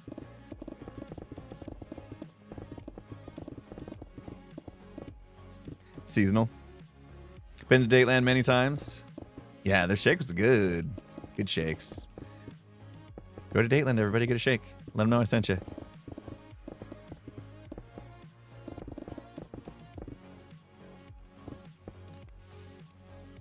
I can't even describe what they taste like. It's been a while. That was, I think that was like 10 years ago that I had that. I didn't know you could eat cactus. Schweitz, thank you so much for the $3.14. Don't you wish for a task like this? There was a gravity-affected light source block, so you don't have to keep breaking torches and replace them. I know, right? Oh, that was so nice. A gravity, yeah, so if that torch was sand, and I broke the block under it, and it just fell to there, oh, that would be amazing. Wait a minute, is there one that I'm not thinking of? That wasn't sarcasm, was it? Thank you so much for the $3.14. Sam, thanks for 100 bits. Been sober for at least 2 months now. That's awesome to hear, Sam. That's not easy if you were struggling with it before. So keep it up, dude. Congrats. Cactus on fajitas. Interesting. Lava. Yeah, no, we're not doing lava. Just rain down lava from the ceiling. It'll be fine. This will be fine. Right.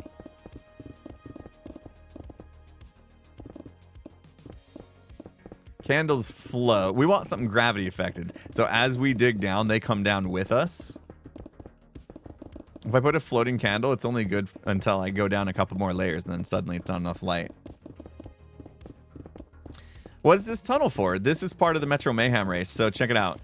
Here, I'll run you through it real quick. Because you guys have sat here watching me dig for 3 hours, and you're champs. Every single one of you. Thank you so much for hanging out. These streams, I always feel a bit awkward doing streams like this, where it's literally just digging and chatting. I feel like I should do a little more for you guys, you know? Go do something crazy. We are gonna do some stuff on Friday though, if that helps. On Friday, we're gonna do some Ravager Rush. We're gonna do so it's Facepalm Friday. We're gonna do Ravager Rush. We're gonna do probably Purtle, things like that. We're gonna have some fun and goof around. Today's about business. I'm trying to get things done. But okay, you come into this section, right? Our water reservoir that still needs a lot of work. We got to do that too, probably Monday. You come through this section. And now we've entered the next leg of the race, which I have not announced what it is yet. You're going to have to wait for the video, which at this point in time is looking like the video will be out early next week. I was hoping to get it done by tomorrow, but this digging is taking forever. But you come in here, and the race will go down this way, and there'll be lots of cool stuff in here. That's why we made a nice big area. There's going to be lots of cool stuff in here. And then the race will turn this way, and you run down this way. Through lots of cool stuff. You'll see. I'll announce what it's going to be in the video. And then you run down this way, and you got to go all the way to the end there, which is where we're digging out. And then when you get to the end, you're back. You are back at the beginning, basically. So if we come over here, we'll end up finishing right here. Finish line. Bang. At the entrance of Metro Mayhem. So we've circled back around. This is literally the last leg of the race. It's amazing. I can't believe we're here. I made that video a couple weeks ago saying that, you know, we're gonna get back to work and on Metro Mayhem. I really want to finish this up. I was thinking, here was what my plan was, guys, and I think I've changed my mind. Initially, I wasn't gonna open Metro Mayhem for people to play until all the games were done. I was going to make all the games not open for business playable until all the games were done, because it was part of a bigger game, right? These are mini games inside a mega game. Oh, I like that word, mega game.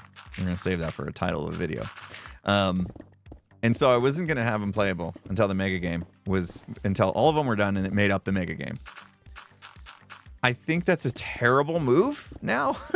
I think that's a very bad move to have Metro Mayhem, which will be super fun and ready to play in a matter of, you know, a month or so, but not let people do it until I go do other 6 months worth of projects. That seems kind of dumb, right? So I think what I will do is I will just allow Metro Mayhem to be played as a solo minigame as soon as it's ready. that they can just come in and play it for fun. It won't be part of the mega game, obviously, just yet, but they can come in and have fun with it. And then all we'll need to do is when the mega game is ready, we'll come in and just make some minor tweaks just to make Metro Mayhem feel a little bit new again, you know? We'll put it through a little facelift. So we'll change the way that they can do paths and stuff, so they have to figure stuff out once again and it becomes fun again. It's like give it some replayability. I think that's how we're gonna do it.